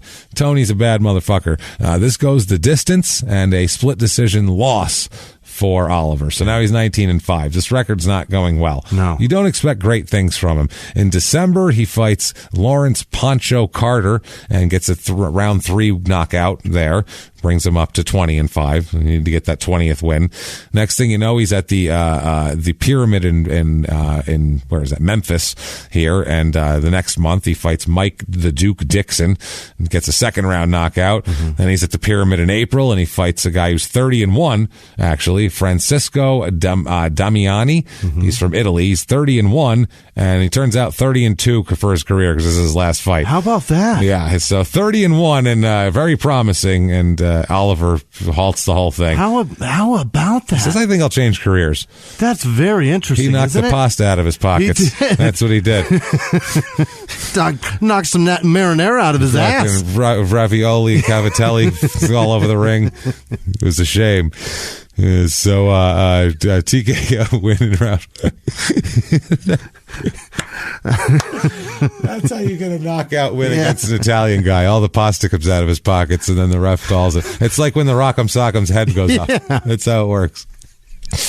If all the dry pasta falls out. I'm seeing that foam in the corner of his mouth is just Alfredo sauce. That's all it is. It's like, I had a late supper. I'm a little sluggish, but it's okay. So all the liquids that come out of him are Italian sauces. All different ones. He bleeds marinara. He's got a nice garlic that comes out sometimes. He's very happy with that. He cries butter. Oh, he does. It's a garlic butter. Yeah. It's very nice. It's treated. It's like a scampi sauce. It's like what you pour over a scampi or an escargot or something like that, you know? So Oliver beating the pasta right out of him here, beating the clarified butter out of his pores. I want to see basil. Fuck. And then normally basil. That's what happens coming out of his brow when Francisco knocks you out. He then sprinkles some parsley around you, around the edges of you, like some a grated Romano, like a plate in an Italian joint in the '90s. Just sprinkles some parsley around. Huh? Black pepper? He's got a big, giant, 3-foot long pepper thing. Pepper? As you come to, you're like, what the fuck? Sprinkling pepper over you. This is why Italians don't fight anymore. That's what I mean. Well, the pasta's it's like the Rock'em Sock'em Man. If you just get knocked out from the pasta coming out of your pockets, then you can't even fight through that. It's just over. So it's hard. We've given it up. Italians are caricatures now. We've given it up as a people is what I'm getting at. That's why I'm not. I blame the Olive Garden. Well, you know how I feel about that. I won't even get into it because we'll be here for 2 fucking hours and I'll be like, oh yeah, back to Oliver McCall. I've just disparaged the Olive Garden for the last 2 hours. Thank you for listening to this 5-hour Crime in Sports. A legitimate Italian food. Special 2-hour Olive Garden chunk in there. Elective Italian food. Jesus, extracurricular Italian food. I don't want to call it illegitimate, you know what I mean? That's mean. Yeah. So, extracurricular Italian. So, Olive Garden, home of the extracurricular Italian. So, that's where you take your extracurricular children because you don't like them. It's your birthday, we're going to the Olive Garden, but I don't like, shut up. Enjoy, You're going to like it. It's a bottomless, whatever the fuck you're eating. I don't know. Just eat it. It's $12.95. I don't care. His next fight, the week before Christmas in '93, is against Art Card. Art Card. Feels like there should be more there. 7 letters. 7 letters total. Defines this man's life. That's beautiful. My last name is 11. This guy's got 7 total. Right. What's his middle name? A. Imagine if it's something super short. It's an S, like Ulysses S. Grant. It stands for nothing. Oh, you fucking dick. What Art a dick. S. Card. Mm-hmm. Well, his first name's probably Arthur. Yeah, I fucking better be. It better be, because if it's Art Card, he can eat shit. He's an asshole. So, this is a round 1 knockout. I don't think Oliver liked his name either. He's like, you know what, dude? No. A short name, this is going to be a short fight. Yeah, short fight, short name. I'm furious. So, round 1, 23-5. Next fight's in England. Oh. I'm surprised they let him in. Nowadays, they wouldn't let him in with felonies like that. He wouldn't be fighting there, period. February 26, 94, he fights Dan the Businessman Murphy. This is the most honest title. He's like, listen, I'm white. I look pretty nondescript. I'm going to go with the businessman. They're not going to believe the Night Stalker, right. You know, they're not going to be that shit. Look at me. I look savage henchman. It's not happening. I gotta sell that. I got to come to the ring in khakis and rip him off like a stripper, like just poof, like a bachelorette party. Yeah, pow. Like he comes in dressed like a Best Buy employee and then just I'm the businessman, dressed like the Geek Squad. Yeah, poof, poof.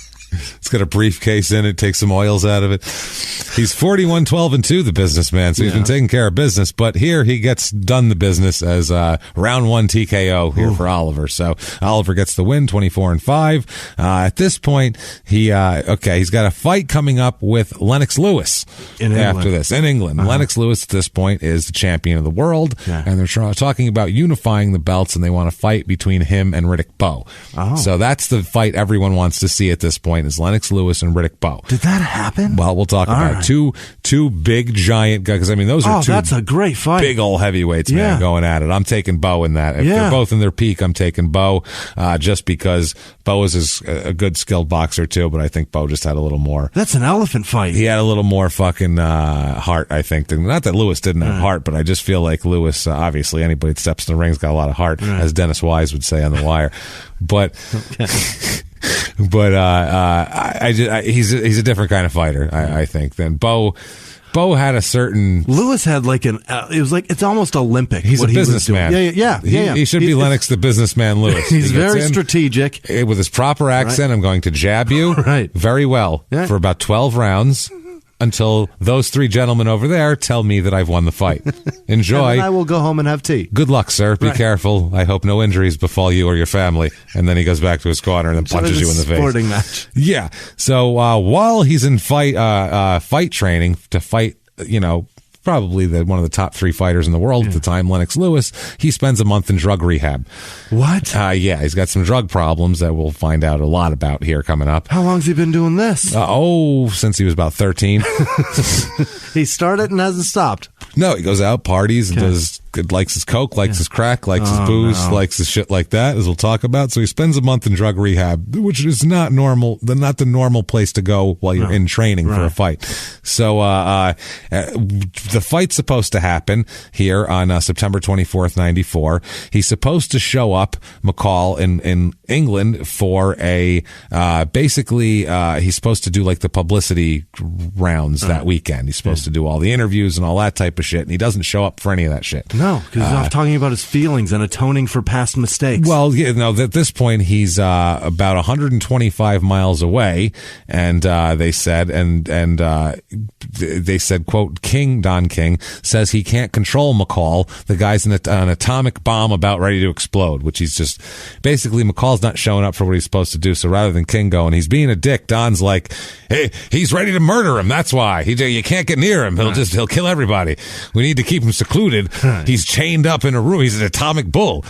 Once we open the gate, we can't let him back in. You know what I'm saying? It's going to be crazy. People knocking people over. Haven't you read Frankenstein? Take that red shirt off, pal. He's coming.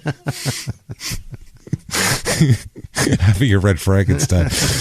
You can't let him out. Can't let the monster out. Once he's out, he's out. It's over. That's what happens. So, the one of Lewis's people says, quote, "This is Don's way of sabotaging the promotion.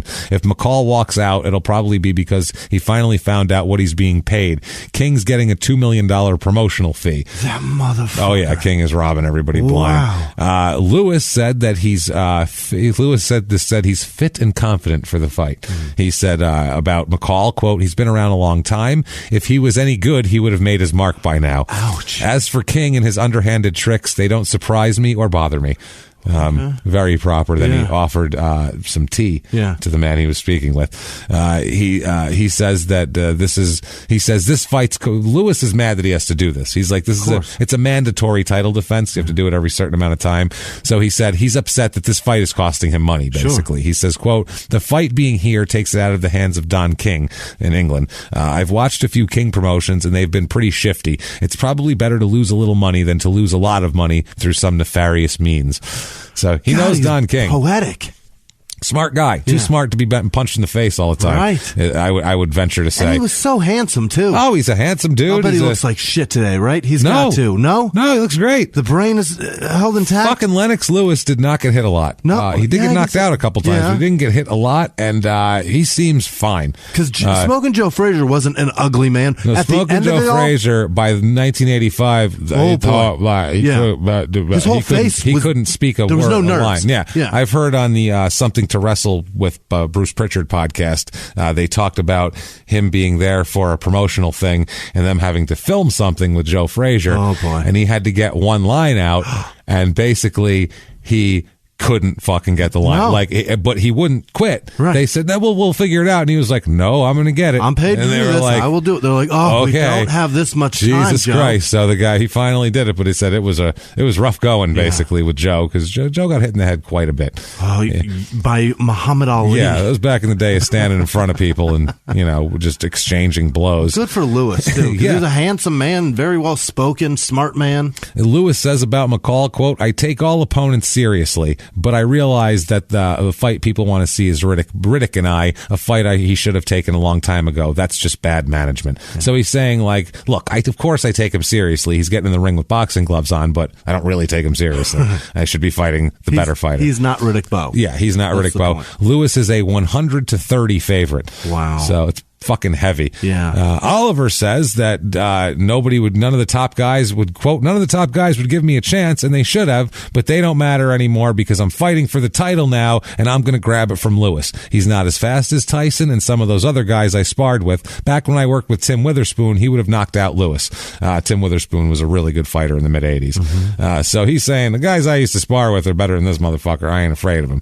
So September 24th, 94, Wembley Arena. Lewis is 25-0 coming in. Yeah. He's going to end up 41-2-1 for his career. Wow. I'll tell you, well, one of the losses is Hasim Rahman, just a fucking blind right hand that Lewis never saw coming. Yeah. Dropped him one shot, knocked him out and then he came back the next fight and beat the shit out of Rahman because he had his head in the game. He saw the punches this time.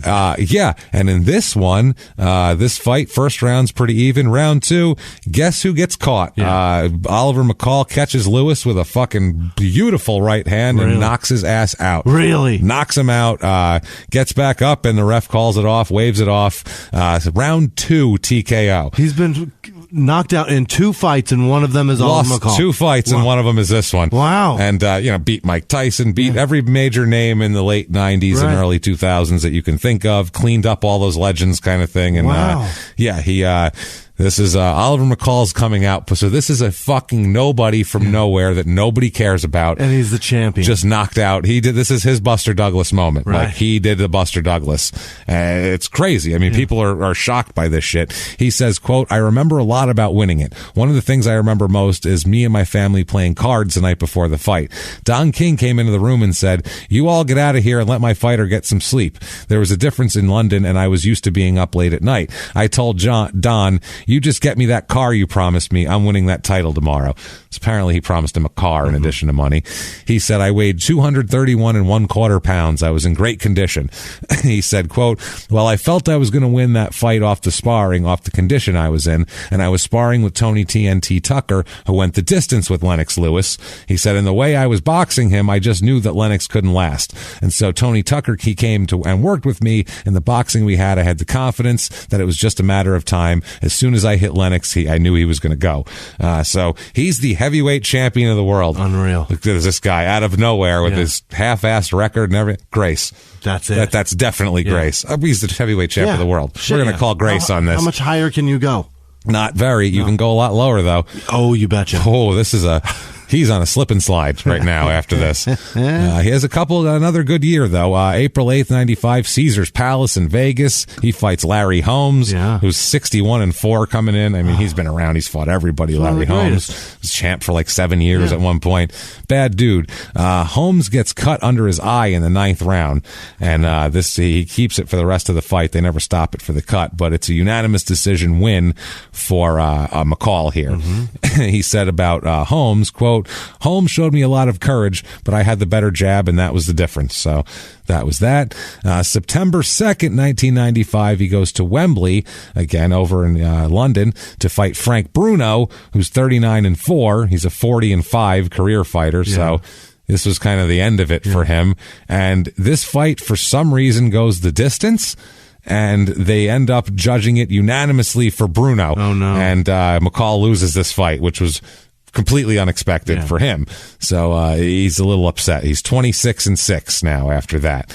Okay, that was September 2nd. Yeah. Now, September 95. September 22nd, he has quite a night.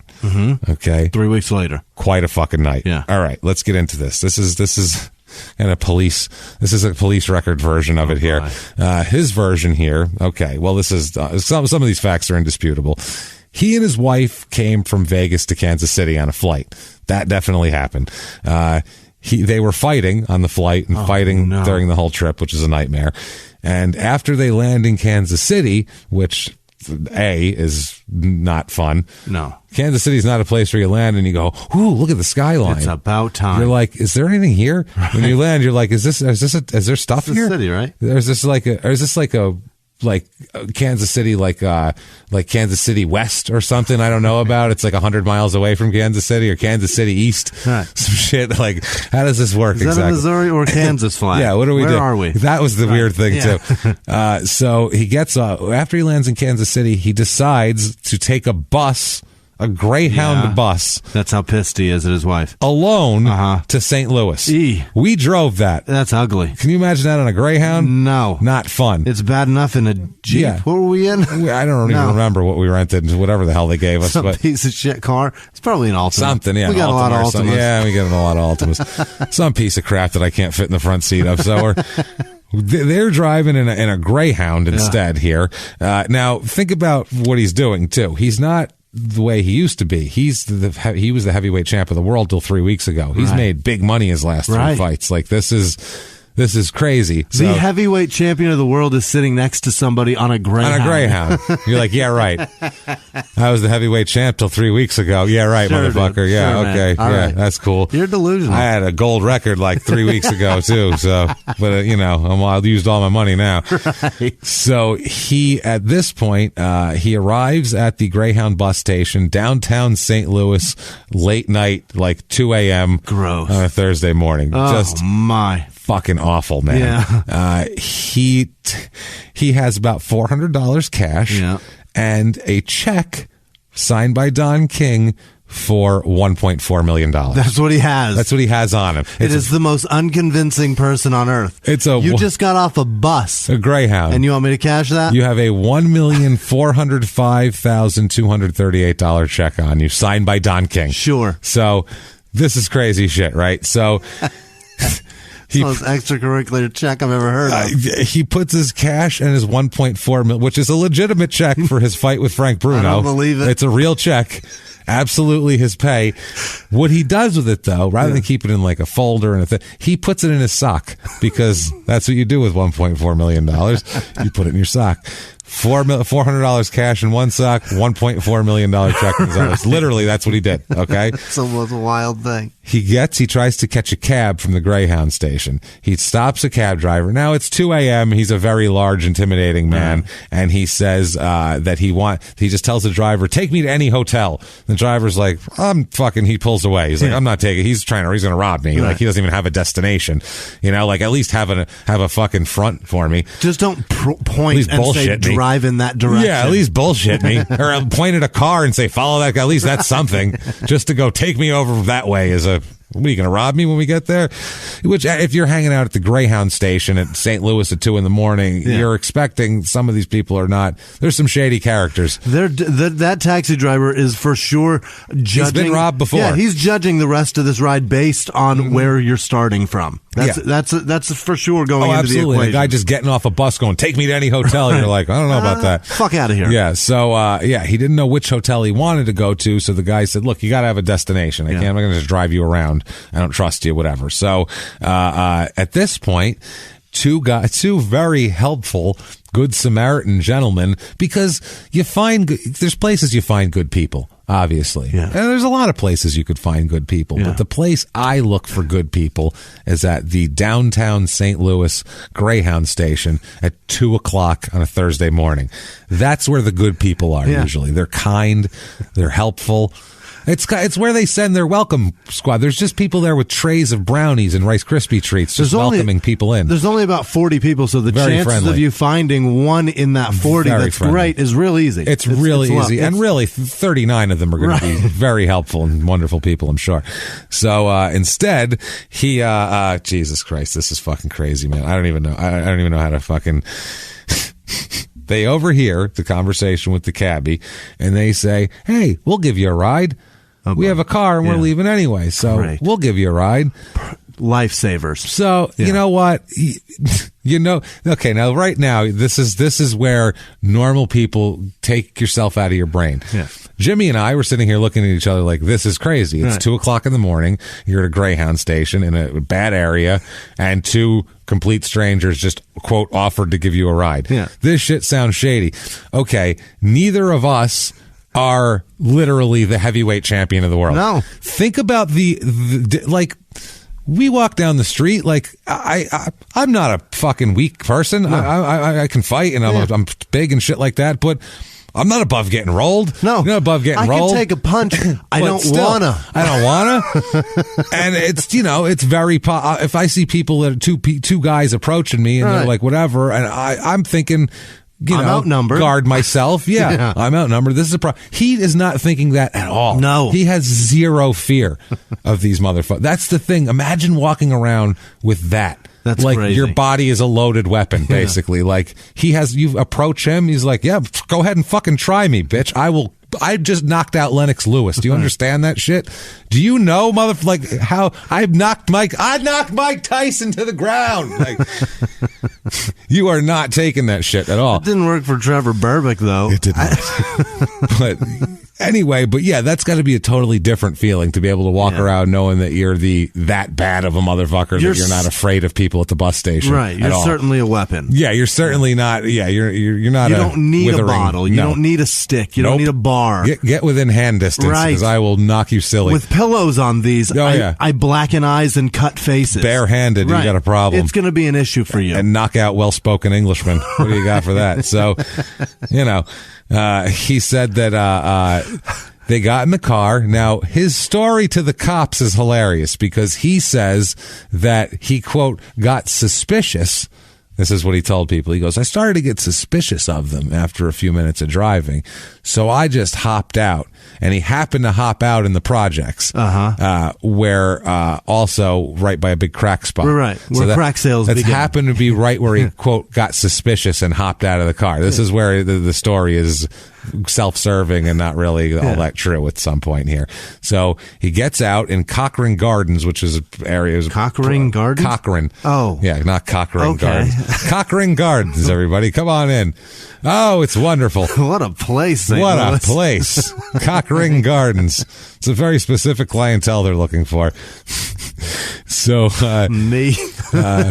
Cochrane Gardens, they say it's a high crime area, and it's a project. It's the projects and he goes to, he apparently is going to, a crack area. Sure. And he says moments later, after he got out of the car, 3 men approached him. Okay. Once again, what do you want, motherfucker? Yeah. Like, come on out. One at a time, all 3, stand on each other's shoulders. I don't give a shit. Come get some of these hands, Tag bitch. team? What do you don't want? care what you got. But one of them pulls a gun out on him. Oh, Jesus. That's an equalizer. Yeah. You kind of got to go, okay. I can't stop those. Even at that point, you better hope you hit him. Right. And you better hope he doesn't get that gun away from you, because then he's going to beat you with it even worse than you were going to shoot him. Oh, boy. So he tells police later that the robbers, this is in the police report, him telling the police that these people took his cash and his paycheck from his socks. Okay, so they took his $1.4 million paycheck and his $400 cash. There's nothing you can do with that check. It's useless. This is where it gets fucking interesting, okay? So then they walked away. Yeah. At that point, he found a security guard. The projects will have like the security dudes walking around. The useless fuck to call the cops. Yeah. He asked the security guard for help, but the guard was like, it's 3:00 in the morning in the middle of the project. He said, these guys just robbed me for a $1.4 million check. And this guy said, man, get the fuck out of here. Fuck out of my face with that. Nobody robbed you for $1.4 million. It was signed by Don King. He wouldn't call the cops. No. He wouldn't do shit because he didn't believe him. Right. He's like, man, fuck you. So he's like, shit. So he ran away from the security guard, tried to find someone else to help him. While he's running around looking for help, 2 of the robbers came back to him and confronted him. Okay? The problem here... They were laughing. They were like, why do you have this silly-ass check? They came back looking for him to confront him. They wanted an explanation of why he has a $1.4 million check. Literally. I fucking guessed I've never heard of this before. They robbed a man, got away. They were like, what the 1.4 million? This can't be real. Let's ask him. We'll find that. We got to talk to this guy. So they go back to ask... the legitimacy. Freeze, motherfucker! Hey, is this check real? What? Why you got this check? Why do you have what? This is a new thing of crime for me. I've never heard of this before. It's incredible. This is like breaking into someone's house at gunpoint, stealing their VCR, leaving for an hour, coming back and going, "How you set the clock on this motherfucker?" Like, what? It's yours now. You figure it out. Or taking their Tiffany's and coming back and be like, this shit real? Yeah. What? It looks too nice. Is this a real Fabergé egg? This is bullshit, right? So, yeah, they wanted an explanation. Yeah. So at this point, he just turns and runs from them. which is like, so he runs away. And they chase after him. And then the Benny Hill music starts playing again. It's fucking ridiculous. We really want to know. So hey, come back. It's at this point that a police officer is driving by and sees two men waving a check in their hand, chasing a large man through the project. Is this really Don King? Is this Don King? Do you know Don King? Is his hair really like that? Us? Come on, he seems funny. So, tell us if it's a wig. He saw this. This is Officer Julius Morales. He's a boxing fan and recognized Oliver McCall and was like, what the fuck are you doing here?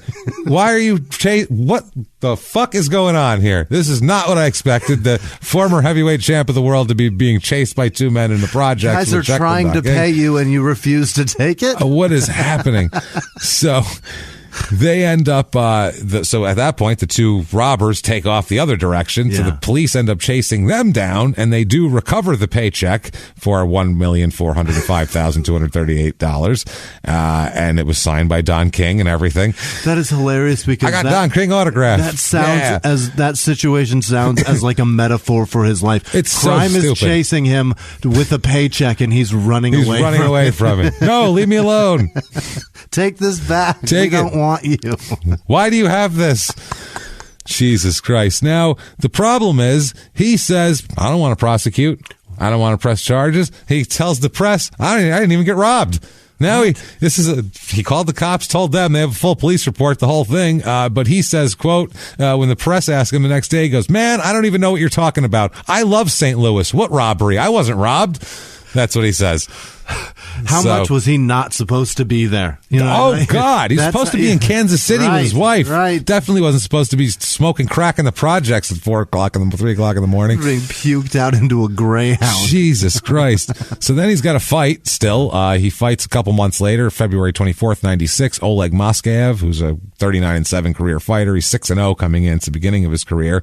This is a round 1 TKO, though, for Oliver, so 27-6. Next, he fights James House of Pain Stanton. Asshole. Jesus Christ. 16-1 coming in. Ends up being 17-6. Oh, yeah. So I'd like to think that Oliver ruined him. This fight stopped in round 5. After that, that's March 23rd. April 9th, 96. He's in Winston-Salem, North Carolina. And he is charged with marijuana possession. Oh. He's pulled over. Police found it's $10 worth of weed. They found a dime bag in his car. So he was having a decent night. Who cares? Yeah, he's gonna go home and fucking smoke a blunt and relax and watch TV and go to bed. Leave him alone. So I'm not gonna. That's not a danger to society. No, leave the guy alone. No, that's ridiculous. You know how many times he's been hit in the head? A little weed will calm him down. Probably it's good for him. So July 26th, 1996. He's in Chicago. Now he's driving a 96 bright red Pontiac Grand Am. Yeah. Okay, I don't know why he has that car. He's got money. What are you driving a Pontiac for? It's 3:30 in the afternoon, broad daylight, on a middle of summer July day on Lakeshore there, Lakeshore Drive. He is on a bike path driving his 1996 Pontiac Grand Am the wrong way down a bike path. Now, isn't every way in a car down a bike path the wrong way? Yeah, but there's two, and he was even in the wrong one. So he was in every way, shape, and form incorrect in this thing. But either way, God damn it's a bike path. He's driving under the bean. Yeah. In the Grand Am. Two paths. He's got one side on tires on each one of them. He's like, it's perfect for a car. Oh, so, what an asshole. There's plainclothes officers there that see him doing this, and, excuse me, sir. Yeah. Excuse me, dipshit. They asked to see his driver's license, and he says, I don't have a driver's license. Oh, God. That's why I'm not on the road. I mean, Jesus Christ. That's why I'm over here. Just trying to avoid the other traffic. So, I figured there's less cars in here. Right. More bikes, obviously. Oh, but many more. Less cars, so that's good. Now, he said he doesn't have one. They said, hey, all right, get out of the car. And so he gets out of the car. Then when he gets out of the car, they see on the seat right below him is a plastic bag with crack in it. Of course. So he's got some crack there. They do an additional search. They find about an eighth of weed, too. So he's going to come up and then go down again. So, but Crack is the bad part. Right. Can't have the crack there. No. That's bad. So he's charged with possession of a controlled substance, which is a felony, weed possession, which is a misdemeanor. Not anymore in Illinois, though, because that shit is legal now. Is it? Yeah, they passed recreational there. And driving on park property also, because, you're a fucking moron. So funny. Jesus Christ. They have all those boulders on the side of that road, too. It's clear you're not supposed. How the fuck did he get in there? It's obvious you're not supposed to be driving there. It's really obvious that this is not a spot for cars. Plus, you're the only one. Right. The only one's like, well, this is a really great, relaxing, scenic drive. I'm surprised nobody else thought of this. All those lanes over there are backed up. Jesus. Less traffic lights and shit. So much faster. He was like, other cars, traffic? No. Jesus Christ. So he appears before a circuit judge, court judge here, and this is great. The judge tells him, quote, straighten yourself out. Yeah. And he says, I will. His bond is set at $5,000. He pays $500 and gets out. Police also said at the time he would not give them his age, his name, age, or hometown. He just wouldn't tell them shit about. I'm a dude in a red car and a bike path. That's all you need to know. With crack and weed. Enough said. So, as far as I'm concerned, you won't believe it anyway. Yeah, it's not going to matter. I tried to tell lowlifes, like terrible people, and they wouldn't believe it. No one believes me. With a paycheck. No one believes me. Come on, man, I'm the champ. So August of 1996, he spends time at a North Carolina drug rehab for the month of August. There, he likes to go in the summer. Yeah. He spends the summers in rehab. I summer in rehab. My summer home is rehab. Not a fan of beaches. No, I don't like the beach. I prefer a small room. So Jimmie Adams here, his manager, he said that he's being treated for marijuana and cocaine abuse. Early December 96, he goes to court for one count of possession of a controlled substance. And you, sir, may fuck off again. 18 months probation for the coke, for the crack in the car. Now, he is scheduled to fight Lennox Lewis in January, but that fight is going to be not going to happen because a judge stripped Don King's right to promote the fight and gave it to another promoter. So now the fight will be in February because Lewis took it to court. There was a whole big thing about it. We won't get into it. Instead, King is going to promote another match that we don't need to talk about. December 15th, 1996. Oh God, this is fucking amazing. Okay. I love when people do. We need a new category for scummies. Yeah. Craziest hotel lobby behavior for the year, because every year we've had a man get shot there. We had a man get shot. Yeah. We had Jim the Anvil Neidhart use a fire extinguisher as some sort of jetpack to propel himself on a Tarzan swing through an office window, which was fucking crazy. Had a man beat a prostitute in the lobby. Just right in the lobby. Paintbrushing in front of everybody. We've had some wild lobby behaviors. The lobby is really a dangerous place to be. It's where it happens, really. You just want some entertainment. That's the main event. One of those couches where you're like, who sits in the fucking lobby? You sit yourself right down there because something crazy is going to happen.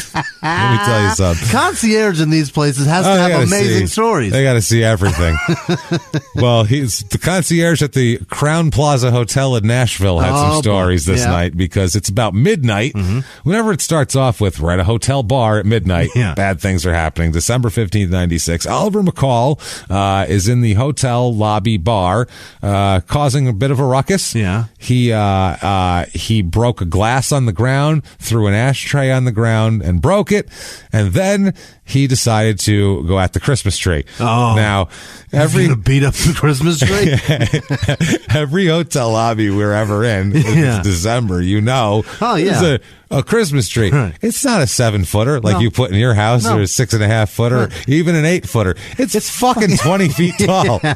It's in a hotel lobby. It's a big, stupid one. Big, and it's got big, giant balls on it the size of your head. It's a big, stupid White House Christmas tree. Yeah. This man took the Christmas tree and just grabbed it and started fucking taking it around just throwing it around the lobby, swung it around like it was a baseball bat. Not punching it. He threw it.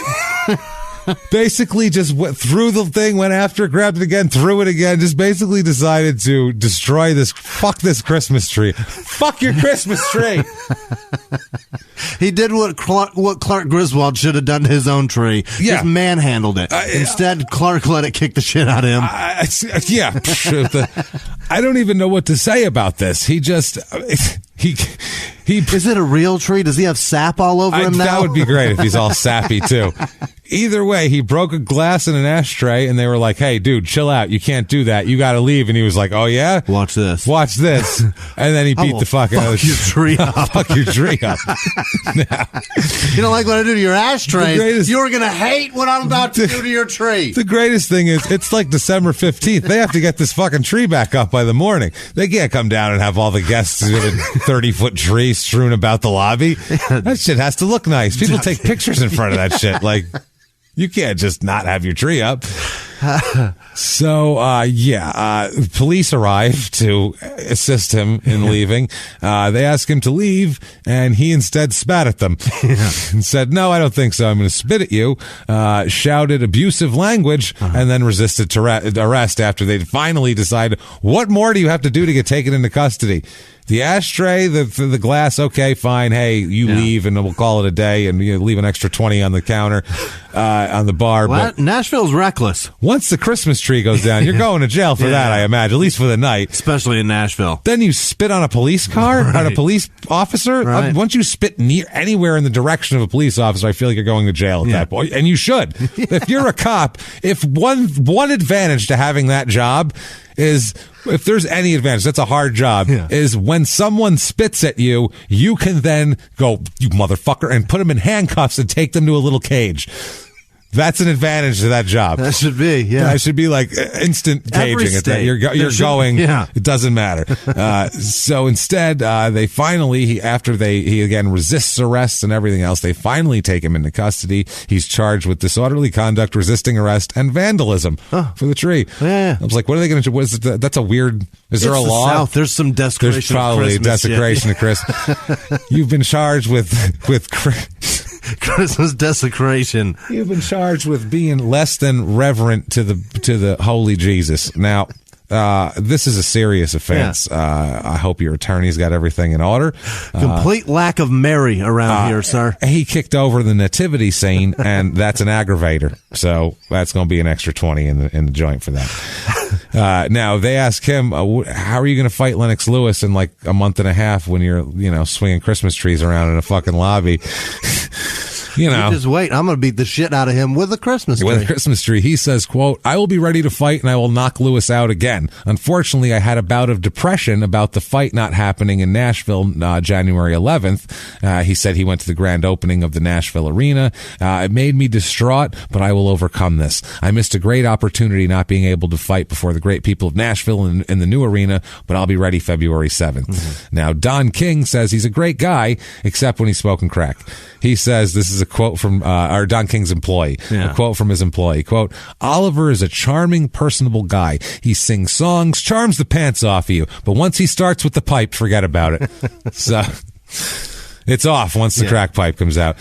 So there's the day before the Lewis fight. He misses the press conference again. And they're like, is he going to show up? Yeah. Which obviously, Lewis's promoter says, quote, "Look, he's fighting for the heavyweight championship for the world. He's fighting a guy who he knocked out the last time he fought, and he's making $3 million. If he doesn't show up, he really should be committed." Which makes sense. Yeah, I would say. Then Lewis gets up there and says, "Oliver McCall, where are you?" He's talking all sorts of shit. And Don King has an explanation, though. He says he took a misstep in the alcohol division. What? What does that mean? That's not a sentence. By that, I mean he took a drink. The alcohol division? What is this? We have in the East bracket crack. Right. This is the crack bracket, and then the heroin bracket in the alcohol division over in the Western Conference. What the fuck is happening here? King said, quote, "He's okay. He'll be there to fight on February 7th, and he'll knock out Lennox Lewis as promised." So that's it. He says that his Lewis's manager, though, says that the drinking and even his arrest in Nashville are all part of his strategy. What? He said, this is Lewis's manager, thinks this is all part of McCall's strategy. He says, quote, "You laugh, but the last time he fought Lennox, his first 4 weeks of training, he was in rehab before he came across to England. So he's just doing the same thing again. This is how he gets ready for a fight. He gets all crazy. Yeah. And then he comes in and knocks you out. Trying to lower Lennox Lewis's expectations of him, and then he's going to overwhelm him. And then that's it. So he says, Oliver says Saturday going into the fight that he didn't feel emotionally ready for it. He said that the anger he always felt toward his opponents wasn't there, and he said that was because he'd undergone a religious conversion in rehab. So I don't hate it. I love too hard. That's what it is. He says, quote, when you ask the Lord to forgive you, you forgive others who have trespassed against you. All right. They're like, so he learns. Punch that guy. What are you talking about? No, he's turned into like... He's Catholic. Yeah, he's all Jesus-y here. So February 7th, 97, one of the oddest nights in the history of boxing. This ranks right up there with Tyson biting Holyfield's ear and everything else here. This is for the WBC heavyweight title at the Hilton in Vegas versus Lennox Lewis. First 3 rounds, just kind of feeling each other out. A couple of heavyweights that have fought before, feeling each other out. Nothing crazy. 4th round starts, McCall just won't raise his hands, won't defend himself. What? Just not defending himself. He's literally putting his hands down, like at his front, and just walking around the ring. Charge. Just walking around, and Lewis is like kind of hitting him, and he's like, what do I do? He's not... Okay, I guess I'll just keep hitting him. If I punch him in the face, though, I'm going to feel like a dick. So he keeps hitting him. Yeah. So it was really weird. He wouldn't guard, and then he'd get hit, and he wouldn't hit back, and he was just sitting there. It was really weird. Eventually, basically, he stopped throwing punches, and every time Lewis would hit him, he'd start getting weirder and weirder. He would shake his head, then he would turn to the crowd and like make a face after he got hit. What? And then he would like... it was weird. He would do like weird, like he was like pretending to like defend himself, like put your dukes up, and then he'd like put his hands down again and just. He was acting. This is 97? This is 97. He was acting super fucking weird. In the 4th round, the round ended, he started to walk around again. They're in the middle of the round rather than sitting on a stool in the corner. He's just walking around in the corner, which boxers generally don't do. They talk to their corner people, especially in a big fight like this. Get your strategy. So Mills Lane is the referee, and you know Mills Lane is he's a little he's a little son of a bitch, and this big. And, hey, listen, I've been refereeing boxing since the goddamn 1920s. He refereed the death match too on MTV, the claymation shit. I told Jack Dempsey to lick my balls. You understand? I ain't afraid of you now, tough guy. That's Mills Lane, though. You know. I put Max Schmeling in the fucking. I put him. Listen. I rape Max Schmeling is what I'm talking about now. I would never rape an individual, but it's for Hitler. Now I said, you give that to Hitler now. You give that right to the Fuhrer, right in his goddamn face, pal. I was going to tell you what. Jammed him in the fucking oven. No, he raped him. It's better. For Hitler.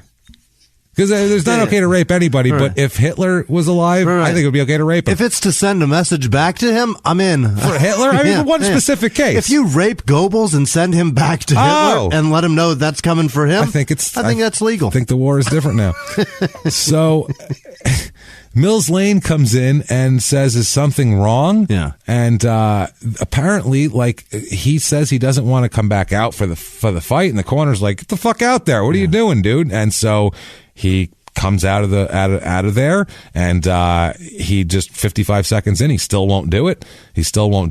Mills Lane says, quote, in the 3rd round, McCall got in close and then seemed frustrated, and then he just backed off and put his arms down. I thought he was playing possum, and then I saw his lips started to quiver, and I thought, my God, is he losing it? I wanted to fix the fight for him, but he started crying, so I had to stop the fight. He started crying? He starts fucking bawling in the ring. You don't remember this? No. They had to stop the fight. Mills Lane just said, what are you doing? Are you like 12 now? Did you what's going on? Yeah. And he just was like, wouldn't answer, and he was shaking his head, and so Mills Lane just waved the fight off. He's like, it's fucking over. I can't let this giant guy pummel you while his job is to protect the fighters. Right. He's not allowed, he will kill you. He won't defend real. himself. Right. And that's part, whether it's you can't defend yourself because you're hurt or you're having a mental breakdown, either way, you can't defend yourself. So he waves off the fight, and McCall just sobs in the ring, man.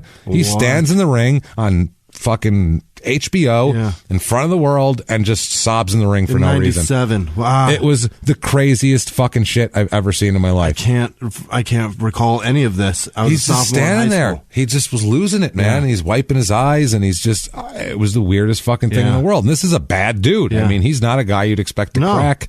And, mental problems happen to people, but you just wouldn't expect it. Does not in his past like that. You don't expect it. He gets robbed, and he's like, he's fine with it. Right. So I didn't get robbed. I'm cool. Right. Robbed at gunpoint, something that would normally affect somebody, but not him. He's in a fight for $3 million too. It's so weird. In front of the world. Yeah. That's nobody's watching as crack dealers are chasing you through the projects in St. Louis. Everybody's watching this. And as he was leaving the ring, he said to his people that were with him, he said, quote, "I hope you're all happy. You all got what you wanted." Oh. I hope you're all happy you all got what you wanted. And then he turns to Tony Tucker, who is in his sparring partner. Yeah, and he's in his corner, and he says, quote, "I suppose they'll put me in prison now." What? No. He's just out of his fucking mind. Yeah. He's out of his mind. This isn't illegal. This is just fucking weird. Yeah. They said a minute before the fight, they said McCall had told his guy in the corner, "I want my title. I'm fighting for my life here. I'm going to get him. I'm going to do it." Mm-hmm. And he just didn't. It was really weird. His manager said, because all the reporters are like, "What the fuck happened there?" Yeah. His manager said that McCall, quote, "definitely was not using drugs," but he said he was usually high strung when he enters the ring. And even he leaped up on the ring apron. He looks excited. McCall always said he sometimes he would cry before fights, like in the room, like to pump himself up and shit like that, but like never obviously in the middle of a fight. It was weird. It was just the fight was non-eventful, and Lewis's trainer, Emmanuel Stewart, who looks like he's from the 60s, guy's great. He says, quote, "I've seen guys quit, but I've never seen it to the extent that they let the whole world know they didn't want to fight." Yeah, usually you just kind of go down, take a shot to the gut and go down. Throw a white towel in the ring. Yeah, well, that's a weird way to throw a white towel in the ring. Or you say you're hurt or whatever. He just shook his head, acted weird, and cried. Like, that's never happened before. I guess they later on, the trainer, Lewis's people, Stewart and another guy, had drinks together, and Emmanuel Stewart said, quote, "We were both disgusted. George was totally frustrated. He said that a guy in his mental condition shouldn't have been fighting. I never realized there were problems before the fight. That was news to me." So that's obviously a loss here. 5th round TKO, 28-7. He never got knocked down. He's still never been knocked down, ever, by anybody, in any amateur, pro, anything. Never been knocked off his feet. Yeah. He said, because then he talked to the press, McCall did. He's going to answer questions for this shit? He said, quote, "I didn't quit. I came to win." He said that his crying was something that he usually did to get himself in an emotional state. And he said, quote, "I just hope they understand and give me the benefit of the doubt that I went in to win the fight, but that referee didn't understand my fight plan." His fight plan was to not defend himself and to cry. That's an odd fight. I've seen a rope-a-dope and all that, but I've never seen, that's good acting. That's method. That's method strategy right there. I'm going to cry. Then I'm going to turn into a gecko lizard. Right. And cling to the ceiling. Like, what are you talking about? So, this is nuts. So a little later, he says, quote, he's talking to the press, and he says, quote, he's at the casino, at the Las Vegas Hilton Casino, and he says, quote, "When you leave here, you're going to walk out there," and he points toward the casino, and he says, "and pull the arms on those slot machines. When I walked through there with my kids on the way over here, we stopped at those slot machines, and I told them, you know what this is? This is Satan here. He's in there waiting for all of you." Oh, that's what he's telling the cops now, or the reporters. Yeah. "I didn't quit. I'm fine. The slot machines are Satan for all of you," and pointing at them and acting like a fucking lunatic. A psychiatrist evaluated him for almost 90 minutes before the news conference, before they let him have one. The Dr. Lane, Lenora Petty, her name is, they said that, apparently she said that she thinks, talking to the commissioner, "I think his mental state is just fine. He's fine."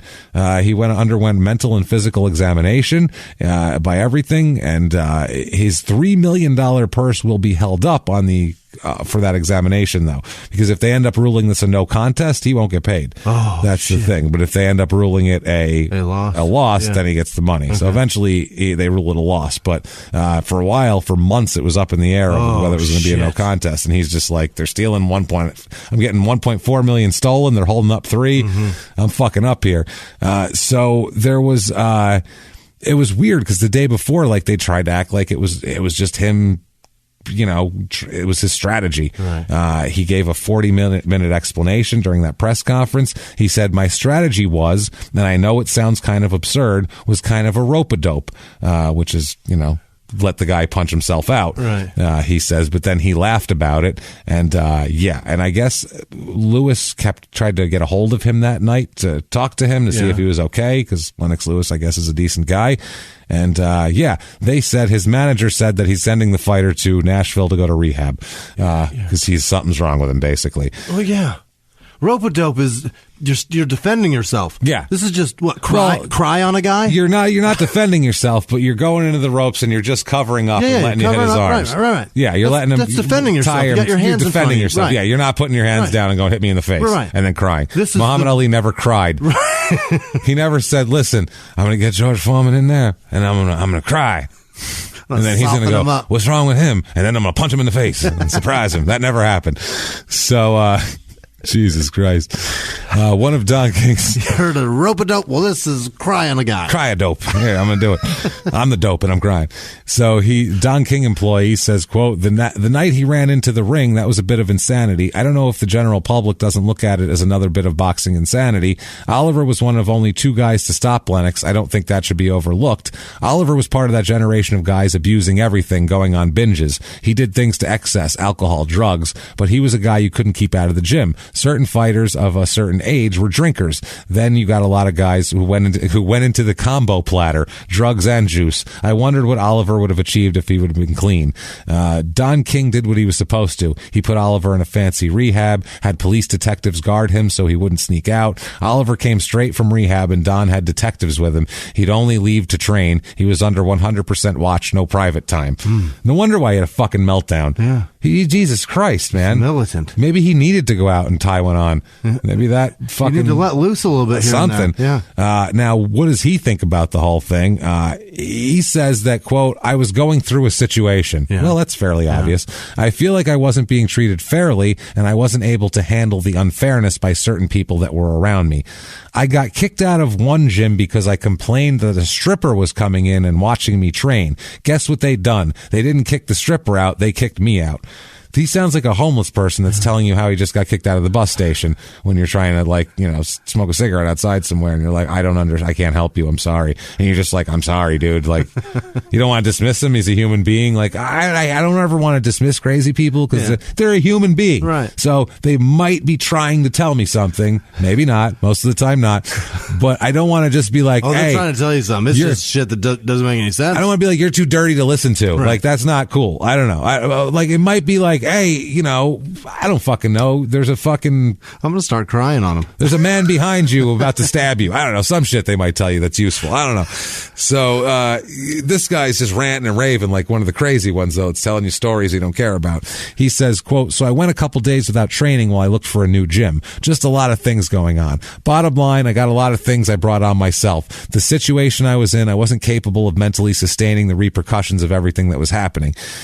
He says, I told the psychologist, I can't handle this. I need to get out of here. If I'm crazy, please let me know. Yeah. People are playing games with me, real wicked games. And the psychologist said, no, you're not crazy, but you need to learn to get past this. You've got to be strong. I don't think that's good psychological advice. Nope. I told him if they keep playing these games with me, there would come a time in the fight when I'd stop fighting and not throw no more punches. Okay. So this was like a thing to his corner. His corner in his mind was playing, quote, games with him. So in the middle of it, that's when he stopped because they were playing games with him. So he told them, I'm not going to... he thought. Yeah, he thought they were. So he said, I'm not throwing any more punches if they're playing games with me. That's why he said, you all motherfuckers got what you wanted because you didn't, You're not even on my side. Right. Wow. That's wacky. Yeah, that's out there. They didn't say exactly what kind of games. He said, quote, I made arrangements for my mother and brother to come to the fight. He's talking about his people, quote, they said, Oliver, if your mama and brother come to the fight, you're going to jail. That was the last straw. I told my wife and kids, don't look at this fight. Something bad is going to happen. Why would they tell him if your mama and brother come here, you're going to jail? Why would you go to jail for that? That doesn't make any sense. He said, it's documented, really. I already had told my psychologist I was going to do what I did. He knew. My family knew. I was mad, upset. My life had been messed up with too much. I basically said, all right, if you're going to play games with me, I got something for y'all. In the third round, Lennox hit me with a punch. I went to the ropes and looked at his mama rooting him on. I thought about my mama and I thought, okay, you can have this now. And he just stopped. He said, quote, it hurted me. It made me cry. Oh, my God. He said hurted. He said, it hurted me. It made me cry, which just makes me feel terrible for this man. And I kind of want to give him a hug now. I do, too. I kind of want to be like, oh, my God. Oliver, brother, Jesus Christ, you are fucking crazy. What the hell?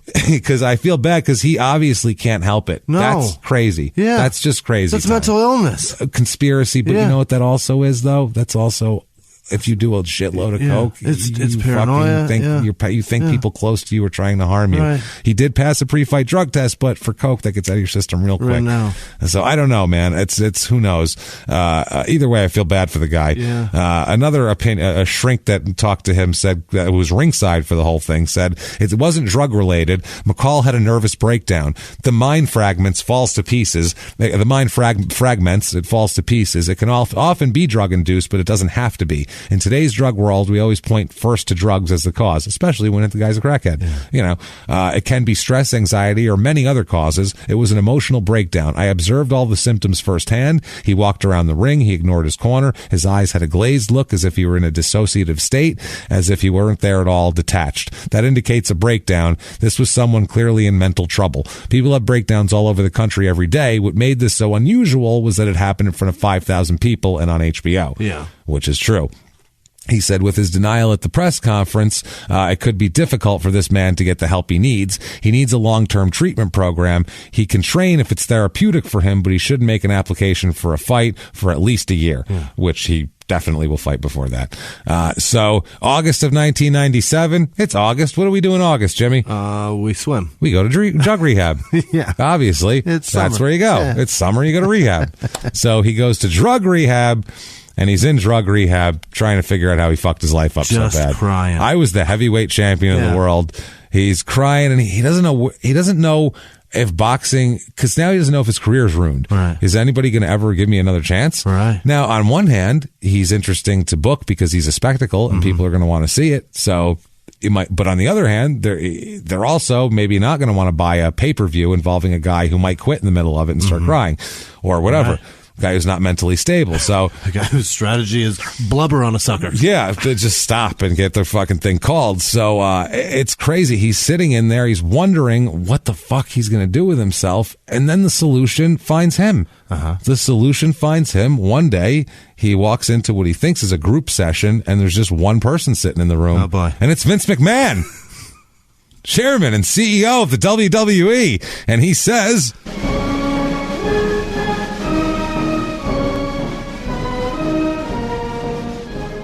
How is it you've come to arrive here? First of all, I love the emotion. I love it. I'll tell you right now. Tears are good. Oh, it's amazing. I have an idea. Oh, hear me out. Listen to this. You come in there, all right? You come in. You're an atomic bull. You're a bull. We'll put some green powder in your nose and you can blow nose puffs of green smoke as you're the atomic bull. You get in the ring. You viciously beat a man within an inch of his life. You beat him and you pummel him and you hit him with your main weapon, your big right hand. You hit him, you just pummel him, just till he's just a heap and pile of sweat and blood on the ground and bile, and you stand over him and you're gonna finish him off, and you got the big right hand and you're about to come down one more time with that big right hand, and then you can't do it. And then you cry. You start crying. You blubber on a brother. You start. The tears, they flow from your eyes. They flow. This man's, he's vanquished, and you don't even care. You're crying. You're crying. You look toward the heavens. You say, why must I do these things? My hands, why? You're a natural. You're a big, tough, and batshit crazy. I love it. You're going to be a star. Poof. In a poof of 10.99s. Little tiny pieces of razor blade. He disappears. What the fuck happened? 10.99s. Poor wrestlers. Jesus Christ. That was one of my favorite Vinces ever. That's a great time for him. It was just a good situation for him. Vanquished, and you're just crying on him. And you cry. So a month later, he's out of rehab. Yeah. His wife takes out an emergency custody order against him, and he is forcefully taken to a mental hospital. Documents say that he presented an imminent danger to himself and or others as a result of mental illness, and is so seriously ill that he's unable to care for himself. Yeah. That's the official language. He's picked up in Martinsville, West Virginia, and taken to a facility there. He's evaluated by doctors, and a doctor testified at a hearing that said, to see if they can hold him or not. And the doctor said, oh, yes, I file him under the batshit department. He said he's mentally ill. He needs hospitalization, needs to be looked over. So he's sent to Southern Virginia Mental Health Institute in Danville, Virginia, down there. So obviously, he should take some time off and get his head together. Yeah. November 4th, 97, he fights again. Oh, my God. A couple months later, he fights Brian B-52 Yates, who's an 11-45 fighter coming in. He'll end up 13-86. Yeah. So not a good 2-41 for the rest of the way for him. TKO in round 8 for Oliver, so he still wins, 29-7. Then in Nashville, he fights Mike DeVito, gets a round 2 knockout. Then he fights in Nashville again. He fights Mike Ackley, who looks like Steve Balboni, the baseball player. He's like a Homer Simpson bald with a mustache. It's a very odd looking boxer. KO win over Homer, 31-7. Then he fights Abdul Muhaymin, who was born Tom Stevenson, which is a lot easier for me to pronounce. His mama named him Clay. I'm gonna call him Clay. God damn it. This is America. Man wants to be called Muhammad Ali. God damn it. You call the man Muhammad Ali. Unanimous decision over Muhammad Ali or Abdul Mahi, Tom Stevenson. 32-7. Okay. Then he fights Samson Cohen, round 1 knockout there. September 25th, 99. He's at the Bassett High School in Bassett, Virginia. Fighting. That's sounds great. Down from Wembley Stadium. His 2 daughters play on the girls basketball team there. That's why he took the fight there. I swear to God. Oh my God. He fights Samuel Cohen in the second round. Cohen fell through the ropes and hit his shoulder on a ringside side table and was too injured to continue. He fell out of the ring. Fell out of the ring and hurt his shoulder. So what's his name? No, Samuel Cohen. Yeah. No contest. Small Jewish man. He's a very tiny man. He's not even a heavyweight. I don't know why he was in the ring. He was a 140-pounder. He was just putting the ropes together. Yeah. And he got in there and just started pummeling. Oh, no. Please don't hit me. I just work here. Oliver's like, you motherfucker, I'll hit you. He started crying. He's like, oh, no, he's crying, and he's huge. He's doing his Saba song. Oh, no. Jesus Christ. Oh, man. So in those situations, Cohen had 5 minutes to return to the ring, but couldn't. That's like, even if you get a real bad ball shot, they give you 5 minutes to recover. And if you can't recover, it's a no contest. That's how they do it. Is that what that is? Yeah. You get 5 minutes to recover. From that. From anything that happens to you, you get 5 minutes to recover, and then it's a no contest. And if you can't, then it's just waived? It's just not because a fight? then nobody's warm anymore. It becomes dangerous or whatever. McCall says, I'm definitely disappointed with the way it ended, but I found out anything can happen in boxing. The main thing is that I got a couple rounds in. By the way, he's about 250 right now. He's a little heavy. He said that was not Oliver McCall at his best. Next, he fights Will the Hammer Hinton and hammers him in 1 round, 34-7. Next, he has a fight in Florida, beats that guy in 1 round, 35, and Brick the Bomber Lanhart, 35-7. Fights Marcus McIntyre in Mississippi on May 25th. Yeah. Wow, it's a lot of M's.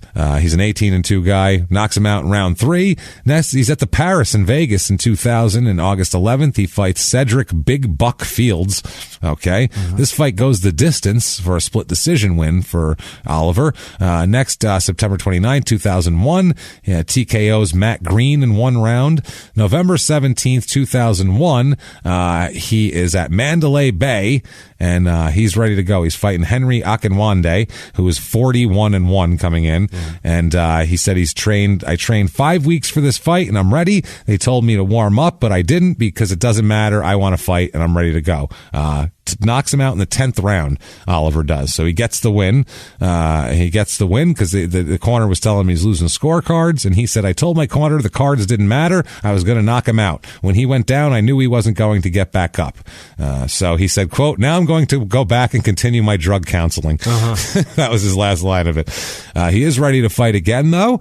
He says even if he never fights again, his place in history is secure. He said, I'm in the record books. He said, just like people who look back on the Jack Johnsons and Dempseys and Marcianos, I'm right there now. Who was Oliver McCall? They'll look back and say, hey, he was the champion. He was the guy that cried. He's the guy that cried. But you can never take away someone who was the heavyweight champ of the world at one point. You can never take that away. There aren't many of them. No, I mean, I've never been the heavyweight champ of the world. Me neither. No, it's tough. I also never cried in a boxing ring. Never either. But I guarantee you, if I ever got in a boxing ring, you'd probably cry. You'd probably end up crying at the end of it, yeah.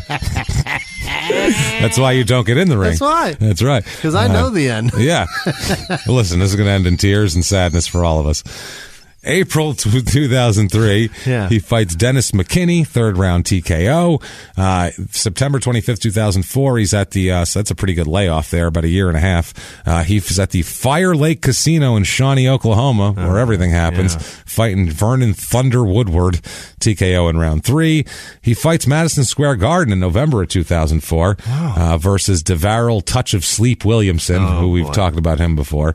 He's 20-3 coming in. This goes the distance. And it's a unanimous decision loss for Oliver here, 41-8. But he says he's good now. Yeah. He's good. He says drugs are under control. He said, can't promise they're gone. He says you never want to go back to those days, but you know nothing's guaranteed. It's day to day. You just hope those parts of your life stay in your past. So he says that you surround yourself with people who you think are looking out for your best interests, and then when things get bad, you need their help. It turns out the only person they're looking out for is themselves. That's true. So he's just learning a lesson that a lot of athletes learned, where you have entourages of people who are, don't give a shit about you, which a lot of people have learned that. There's a lot of hangers-on. A lot of them. Yeah. February 2005 in D.C., he fights Marion Wilson, who has 3 nicknames, Mo, Jackhammer, and The Creep. Well, why those 2? I don't know. Mo, because he's Marion. Yeah. Jackhammer, he's a boxer. The Creep. Pick one. Is kind of creepy because he looks in women's windows at night. I don't know. I don't know. Well, either way. You put your head under the fucking fitting room? Are you weirdo? Hey, what are you doing in there?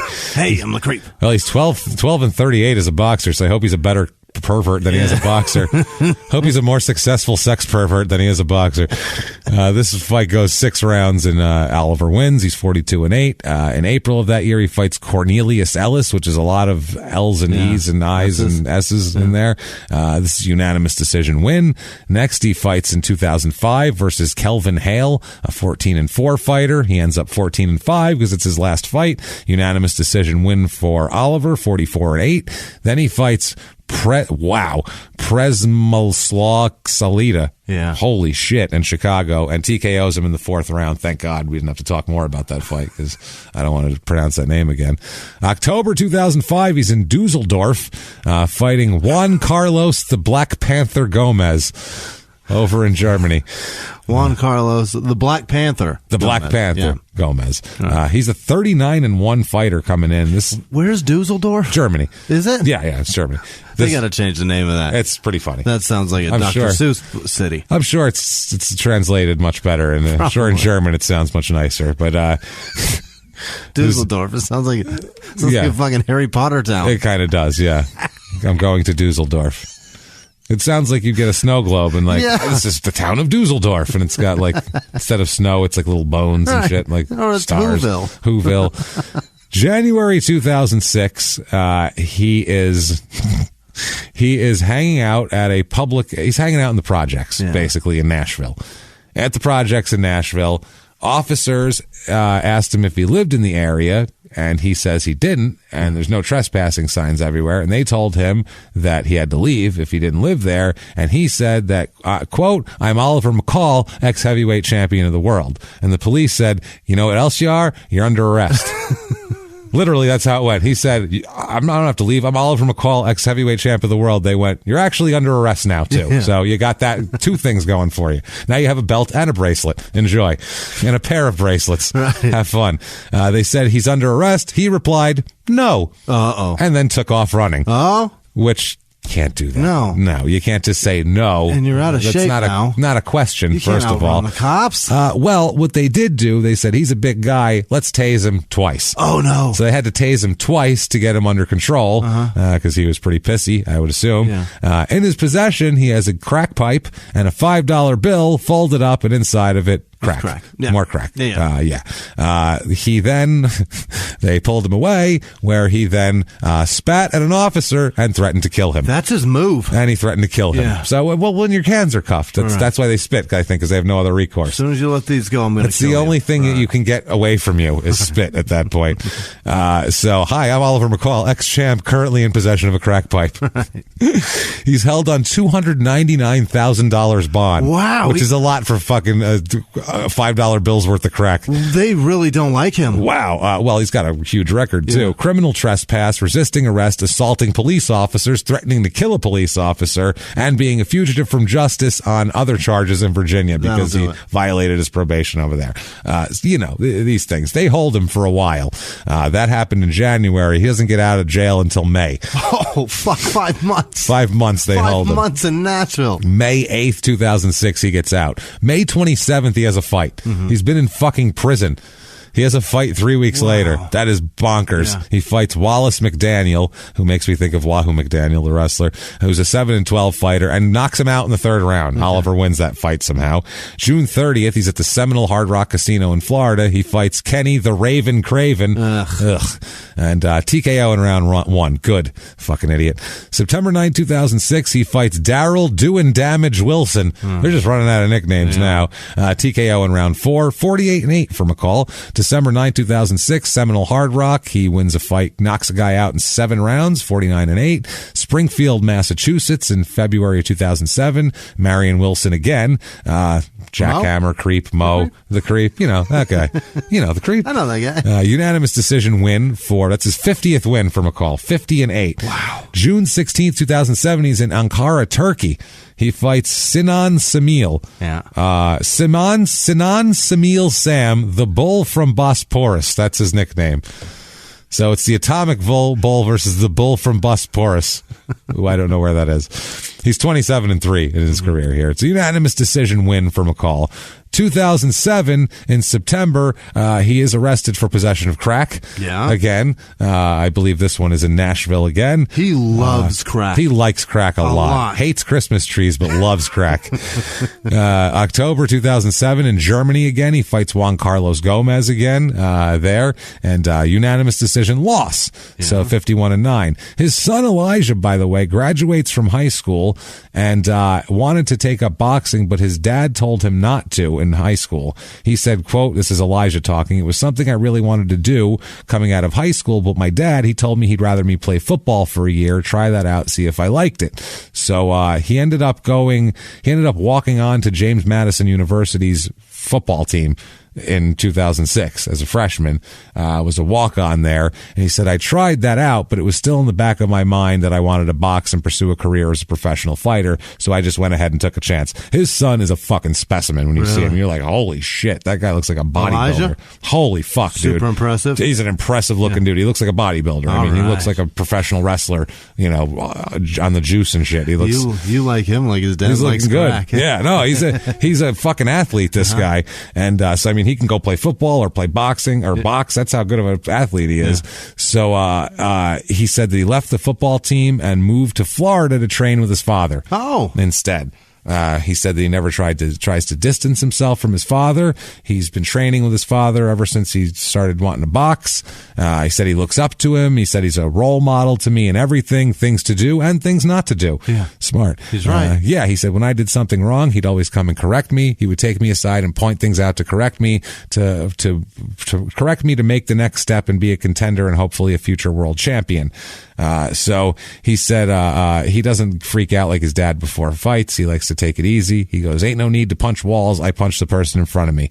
I don't see how people get all pumped up. To me, it's all fake. You can't go in the ring with any fears. As far as fears go, when I step in there, there's no fears. So there you go. June 21st, 2008, Elijah makes his boxing debut at the Seminole Hard Rock, and he fights Darian Moss, who's 0-1 coming in and 0-3 in his career. And young Elijah gets a first-round TKO on him. He also fights in January and wins by TKO, fights again in March and has a draw, and then finally it comes up here. They get to fight on the same card, May 22nd, 2009. Father and son on the same card, which is weird as shit. That's weird as shit, yeah. Yeah, that shouldn't happen. Has that ever happened since or before? I don't know about since, but I think it's happened before. It's at the Orleans Casino in Vegas. Not a good one. No, that's a real bad one. Yeah, Oliver's fighting John Hoppa Hopate. Jesus, who's 11-2. It's a second-round TKO. Also on that card, Elijah fights Chad Davis, a 1-2 fighter, and gets a first-round knockout. So they both win on the same day. Now, he says he's ready for his next fight, Oliver is. He says, the Lord is on my side. Oh, no. He said, no problem. I've taken the mockery from the world. But as the word says, if they hated me, they're going to hate you too. I give all the glory to God. He's helped me battle my demons and my past and steered me down the right path. I'm not really leery of nothing. The only thing about Franklin's good to make it's the fighter to make it exciting for me is that I think he's got a lot of confidence that he can beat me because of our past sparring sessions. I believe he's going to take risks that he shouldn't take, and that's when he's going to pay. I'm going to Jesus him right in the face. He says he's proud of his son and everything else, and his son says he's proud of his father. So he fights Frank Lawrence here, Franklin Yaya Lawrence, in 2009, gets a unanimous decision win. October of 2009, he fights again Lance Whitaker, who's 6'8". That's a big tall boxer. Unanimous decision win. Look at these are all going very long. Yeah. All unanimous decisions. He's set for a title shot in March. What? Again. Yeah, this is in crazy. What year? 2008? 2009. Oh my God. This is late 2009. 2010 will be the... This is a 38-year-old man? Yeah, this is a guy... Is it 38? What is that? Born in the 60s. 65? Yeah, 65. He's Jesus, born. this is a 43-year-old man? 43-year-old man. Yeah. Title shot. Yeah, this is nuts. Who's he fighting? He says he can't wait to do it. He said, I'm enjoying this, man. You know what? I see Michael Jordan came back. Why Brett Favre came back. When you're a champion in any sport, you still got what it takes to compete with other champions that you see. It's hard to give it up. Let's not compare yourself to Michael Jordan. You're in your 40s. Calm down, Chief. Well, also, you're not the greatest fucking thing that ever happened in your sport. Right. So he said, my son makes it easy for me to say I've had enough. The day I hang my gloves up, I'll put it all into my son. So that's his plan. February 15th, 2010, he's got another plan, and that plan is to get arrested for possession of crack cocaine and drug paraphernalia. So that's not great. He is arrested, charged with possession of a crack pipe. He's got a lot going on. He's on parole. You know how that all goes. He's 14. His mugshot looks like he's been smoking crack for days. Damn it. It's not great. His title fight is off now. Yeah. He's scheduled to fight later on, too. He's scheduled to fight Zuri Lawrence. I don't know how that's possible. He's scheduled. I guess, yeah, that is possible. He would be scheduled to fight Zuri Lawrence. Zuri Lawrence is the guy who, because they say here that he was supposed to, never mind. I'm sorry. That was a different guy. That was Franklin Lawrence, and then he's supposed to fight, Jesus Christ, Zuri Lawrence. Yeah, two different guys, though. Okay. Zuri Lawrence, that he was supposed to fight coming up, was the guy my stepmother's father trained Zuri Lawrence forever. That was his guy. He was his manager and trainer. Mm-hmm. He had him, always boxing in his yard. That was his guy. He was like went to Europe with him all the time to fight and all that kind of shit. So, pretty cool. Anyway, that guy's dead. Not Zuri Lawrence, my the stepmother's father. Yeah, he's very dead now. So, good guy though.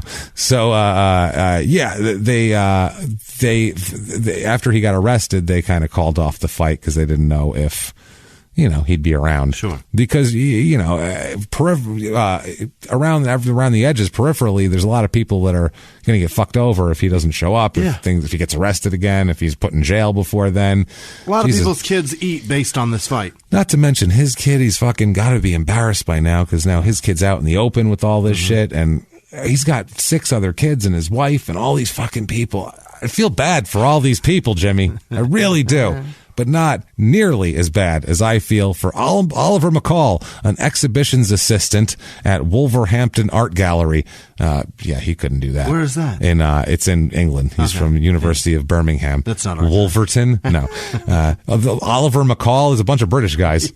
Kidding me? I did find one American, though. Yeah. Oliver McCall, development consultant at SSKB Strata Managers. That's in the greater Brisbane area. That's in Australia. Yeah. That sounds fucking important. Oliver McCall, equity derivatives analyst.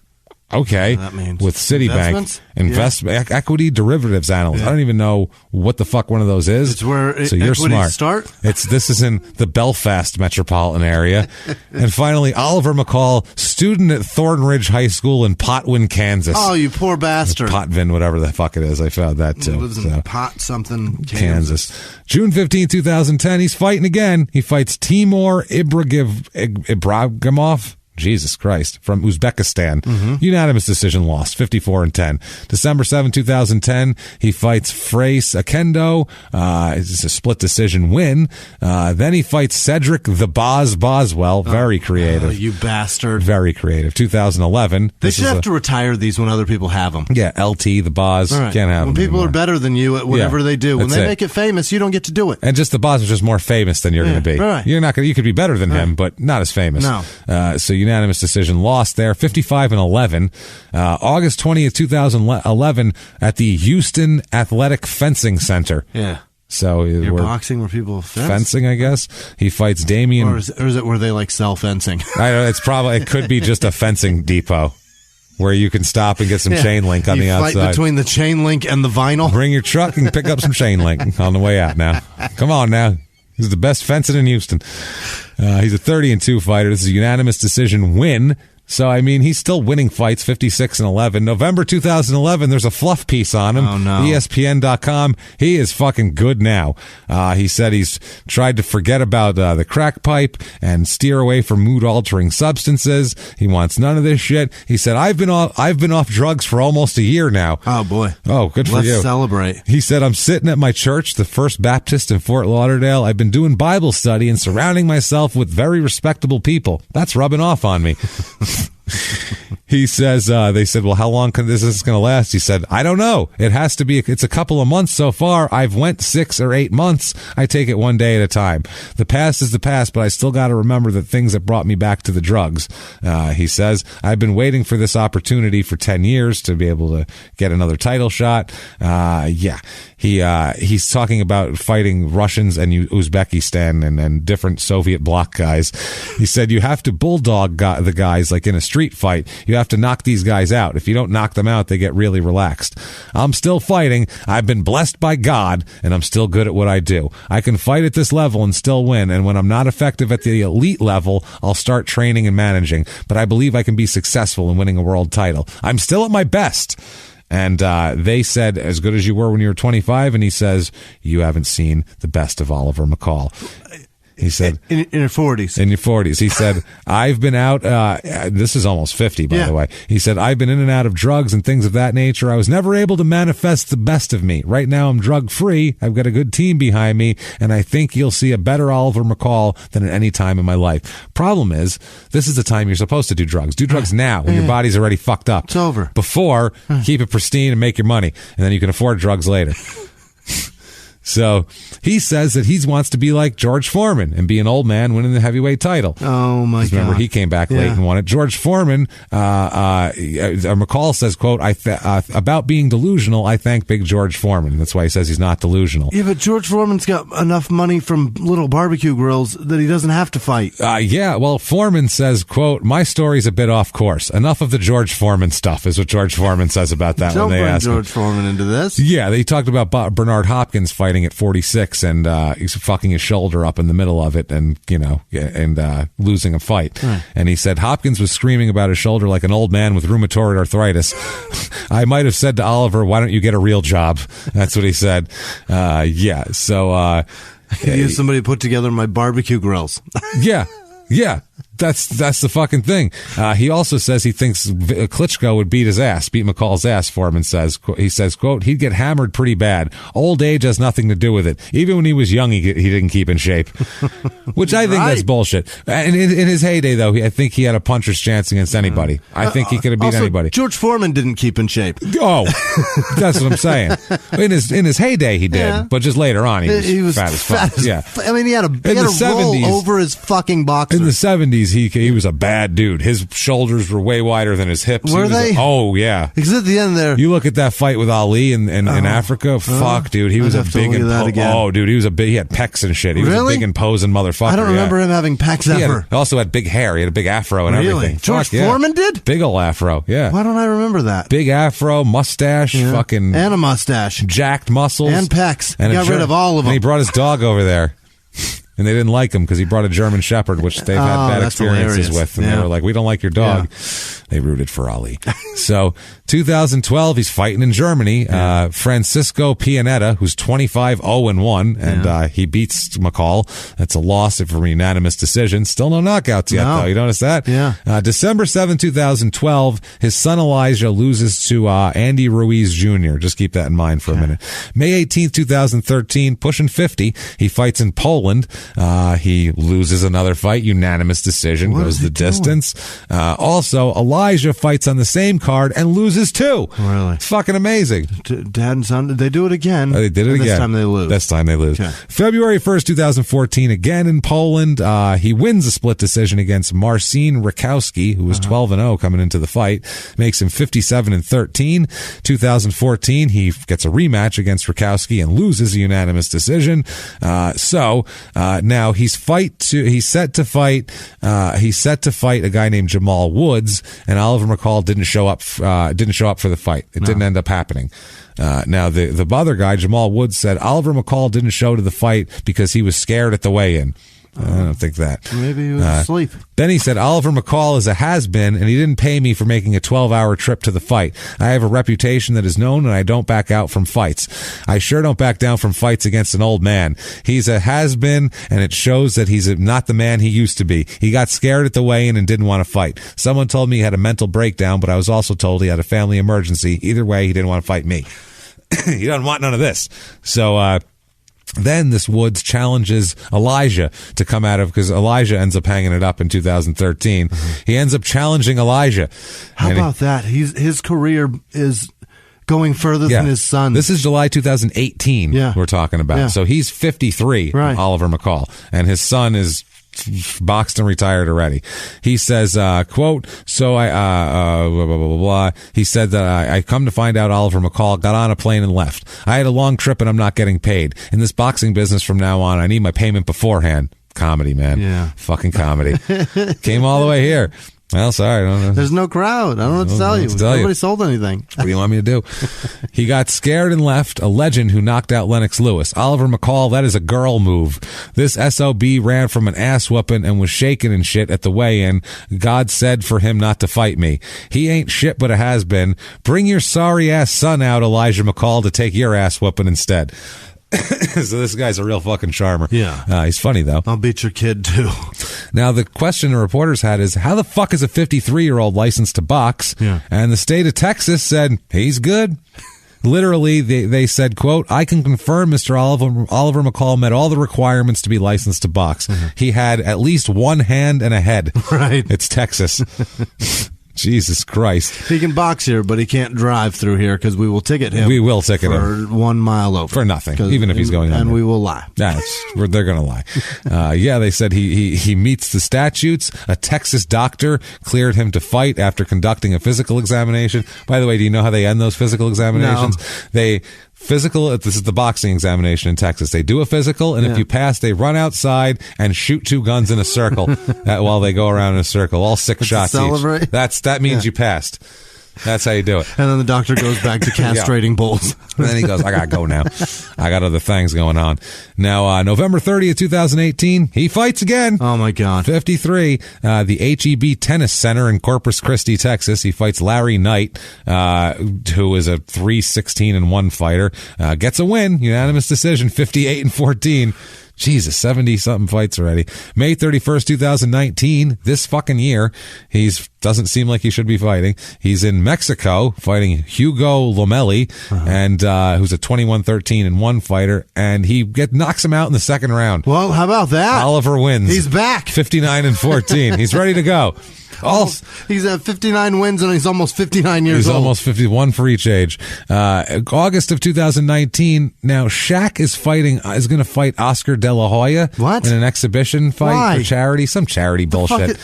It's all bullshit. They better take it serious. No, it's bullshit. Obviously, you get Shaq swinging his giant long arms while Oscar De La Hoya runs away from him, punches him in the dick. Yeah, Jesus. So Shaq is sparring with McCall to prepare for it. Get out of here. So yeah, he's sparring with McCall. My God. Now, September of 2019 just happened. He still wants to fight. He had a fight scheduled for September 28th in New Mexico that never happened. I don't know why it never happened. He says, the older I get, the better I feel. God, Jesus. I just want to fight Andy Ruiz Jr. because he knocked out my son. He says, after he knocked out my boy, I jumped in the ring and looked at him and said, fight me. That was years ago and it never materialized. Jesus Christ. But this will be a comeback story for me. You're almost 60. Enough. This will be the first person in boxing history to avenge the loss of his son and become unified heavyweight champion. Add in your 50s. People will want to see that. Yeah, I'm sure they would. There's a lot of things I'd like to say. They're not possible. I've never seen a man killed in the ring because that's what's going to happen to this man eventually. Jesus Christ. Yeah, well, he says... If he doesn't knock it off. No, he says the trails and obstacles I've been through and overcome, I was able to finish the sport better than when I started. I made sure my daughter came to watch me spar an undefeated heavyweight fighter a couple months ago. I wanted her to see what I could do. She said, Dad, we are McCalls. You can do this. The people who are close to me care about my well-being, but they can't believe what they see. He's just too good. He says he wants to be boxing until at least November of 2020 because that'll be his 35th anniversary of becoming a pro.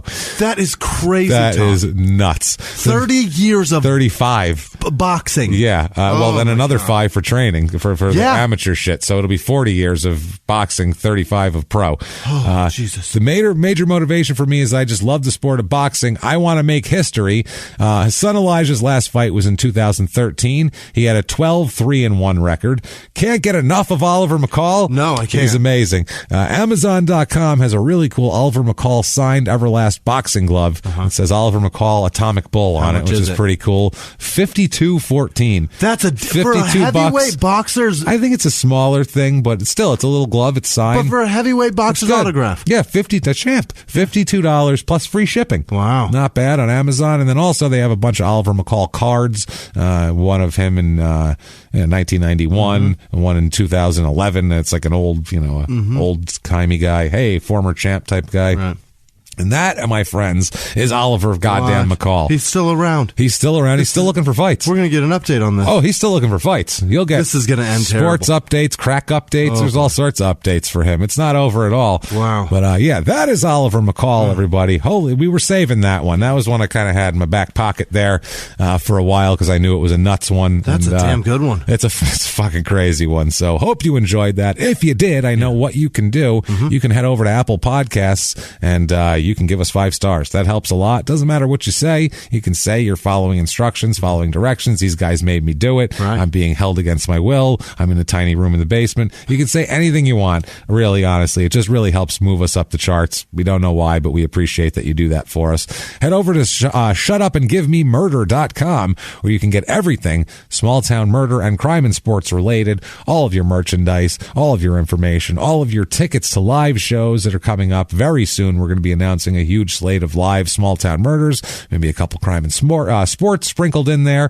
For right now, the only thing that's available to buy that's not sold out is April 8th, Crime and Sports in Nashville at Zany's. There's like 5 tickets left. So get those while they last, because they probably won't be there much longer.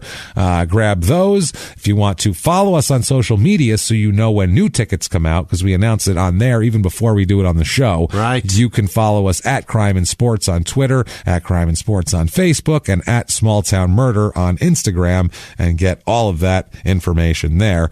Now, if you want to be a hero of ours, and I mean a goddamn essential part of this entire operation, an integral part of the crime and sports movement, you can do that very easily by going to patreon.com/crimeandsports, or by heading over to PayPal and using our email address, which is crimeinsports@gmail.com. And you can get both of those places. How, Jimmy? Right? You can be a cog in our machine over at shutupandgivememurder.com. That's right. You got it, my friend. And Jimmy, I can't wait any longer. I just can't wait any longer.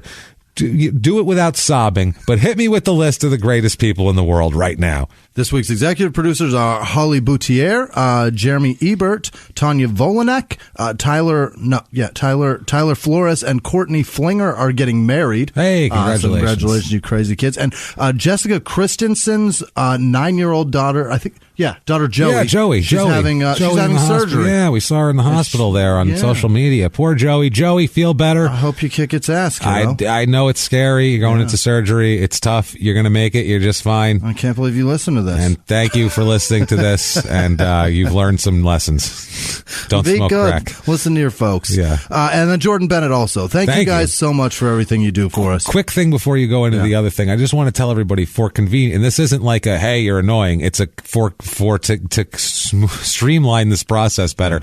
If you have like something in a shout out that's a special thing, hey, my daughter, can you shout out my friend? Don't message the page.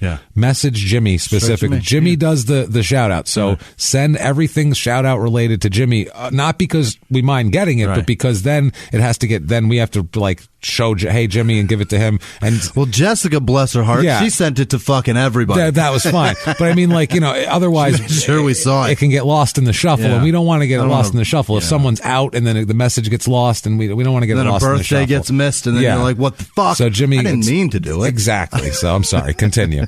The rest of the producers this week are Michael Parkin, Matt Perry, Matt Beauregard, Francis Elric Dorn.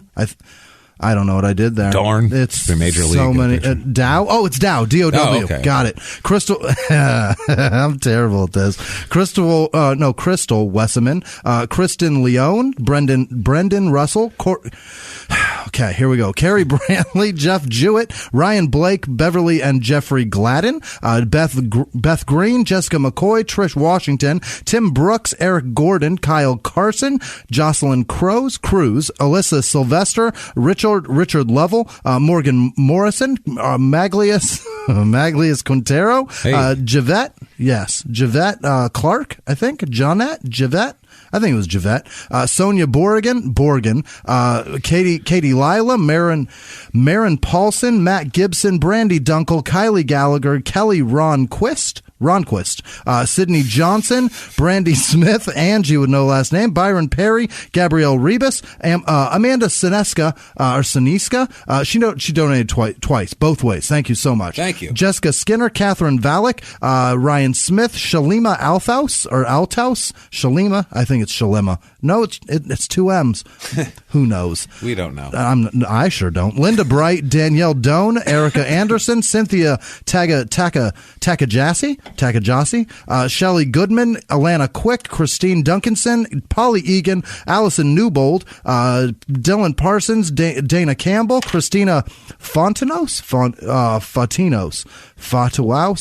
I don't know what I wrote there. I think that's an N. I think that's an F. Ashley Lee, Christy with no last name, Susie Platt, donate both ways. She donates like 3 times a week. Thank you so much. She's that's amazing. Thank you so much. James and Jack LaRussa. LaRussa, yes. Abby Anderson, Lonnie Hall, Evie Rose, Caitlin James, Linda Rubber, no, Russo. I don't know. It's not rubber. I know You're that. having problems. Micah Brown, Kelly Jen Cohen. That's what that is. Mike Swinty, Spencer Cordero, PG, Bodica. Reed. That's all of them. Andrew Moore, Erna Booter de Villers Shoot. Anagana DeVita, what? Amanda Jones, Jackie Jordheim, bad as a mother. Jennifer M, Duarte Lanfer Slack. No. Melinda Klug, Naomi Belt, Dwayne Tucker, Larissa Pavlov, that's what that is, and Theo Vaughn's mullet. That's fascinating. I enjoy that too much, probably. Greg Totten, Stephanie Igoa, Ashley Vio, and Liz Vasquez sent us some holiday cards. Thank you. Liz Vasquez sent a Thanksgiving card. Thank you. Which I've never seen I've before. never heard of that before. I appreciate it. We appreciate the sentiment. Yeah, and Thanks, Ashley Liz. sent a Christmas card in fucking November. Thank you. She You are on gotta top jump of your on it. business. Well that makes done, me Ashley. feel like a slacker.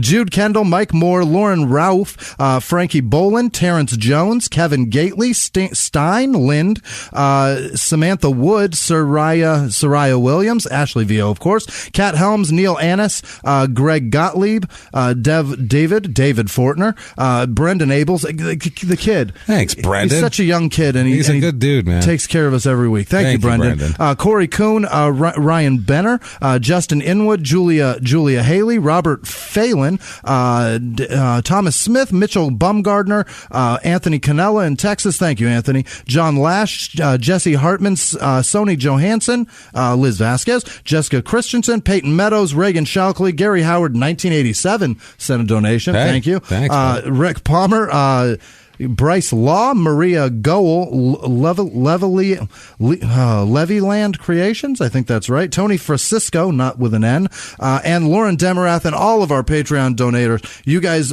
you make fucking smiles happen every week, and rent gets paid. Thank you.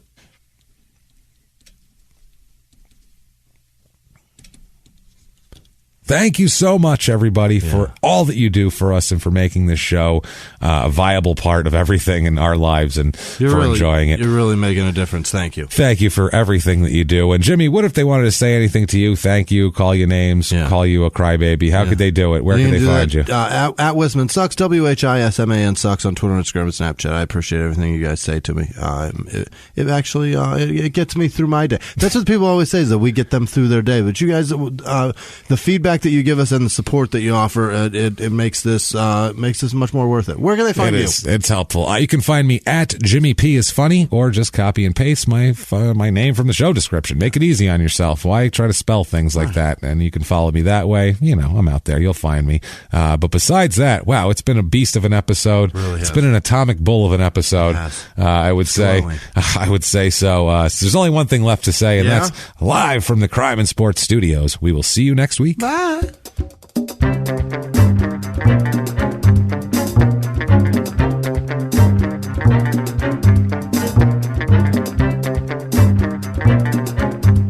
If you like crime and sports, you can listen early and ad-free now by joining Wondery Plus in the Wondery app or on Apple Podcasts. Prime members can listen early and ad-free on Amazon Music. Before you go, tell us about yourself by filling out a short survey at Wondery.com/survey. In the 1980s, a rosé swept the country. Hey, Mike, I really like this White Zinfandel. Well, good. Now put it down. We're going to try another one. White Zin became America's top-selling wine. But most don't know that this sweet drink has a sour history. What began in 1986 with counterfeit bottles. A big fraud, a multi-million-dollar fraud. Sent investigators chasing one of the most powerful families in the business, the Licciardis. But the closer the feds got to them, the more dangerous things became. It's a story of deceit. At the time, I was paranoid. Threats. You touch my kids, I will kill you. And murder. With a .22 caliber bullet to the head. What started with a scheme to mislabel wine spilled into a blood-soaked battle for succession. Welcome to Bloodvines. You can binge listen to Bloodvines exclusively and ad-free on Wondery Plus. Join Wondery Plus in the Wondery app, Apple Podcasts, or Spotify.